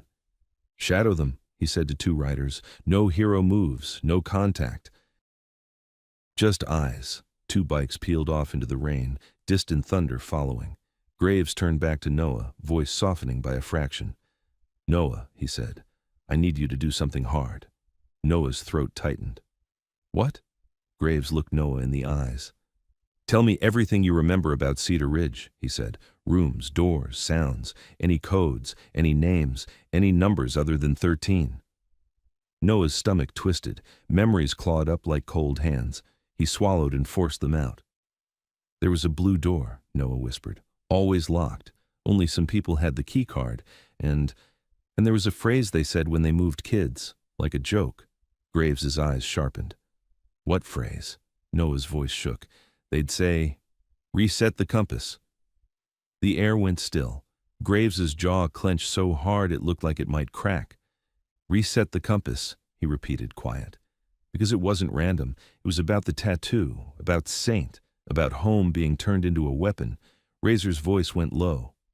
That's their code for a transfer. Graves nodded once. And now we have it. A sudden shout came from inside the compound, faint through rain. A door slammed, then the loudspeaker again. Return the child, immediately. Graves's eyes didn't even flick toward the speaker this time. He was listening to something else, something in the rain. A low rumble under the facility. A generator, a vehicle. Then, from a drain line along the fence, one of the large culverts that ran under the compound, something moved. A shadow. A figure dragging itself out into the floodlight spill. Noah's breath stopped. He stared, frozen. The figure's clothes were soaked, filthy, hair plastered to his forehead. He was thin in a way that didn't match the strength in his shoulders. He lifted his head, and Noah saw the face fully for the first time. The face that had been torn out of the photo, the notch in the lip, the eyes. Saint. He stumbled, one knee hitting the gravel, and forced himself up again. Graves moved toward him slowly, as if afraid Saint might vanish if he rushed. Saint's gaze went past Graves to Noah. Everything in Saint's face fought to stay hard. It failed. He took one step, then another, and his voice came out hoarse, like it hadn't been used for the right reasons in a long time. Noah, he said. Noah's whole body shook. He didn't know whether to run or collapse. He took a step forward anyway. Graves didn't stop him. Saint reached Noah and dropped to one knee in the wet gravel so their eyes were level. His hands trembled. He didn't touch Noah at first, like he didn't believe he was allowed to. Then Noah lifted his bruised wrist without thinking. Saint's eyes fixed on it. His jaw tightened. He swallowed hard. "I tried," Saint whispered. "I swear to you, I tried." Noah's voice cracked. "They said you were dead." Saint's eyes flicked toward the compound. "That's what they needed people to believe," he said. Noah's throat tightened. "My mom?" Saint's face flinched. "Elena's alive," he said quietly.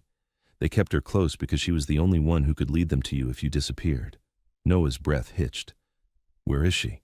Saint's eyes lifted to Graves. "We get her," he said, voice turning steel again. "Tonight, or they move her with the next transfer." Graves nodded once, decision locked. "We do it right," Graves said. "We do it with proof." Saint's gaze hardened.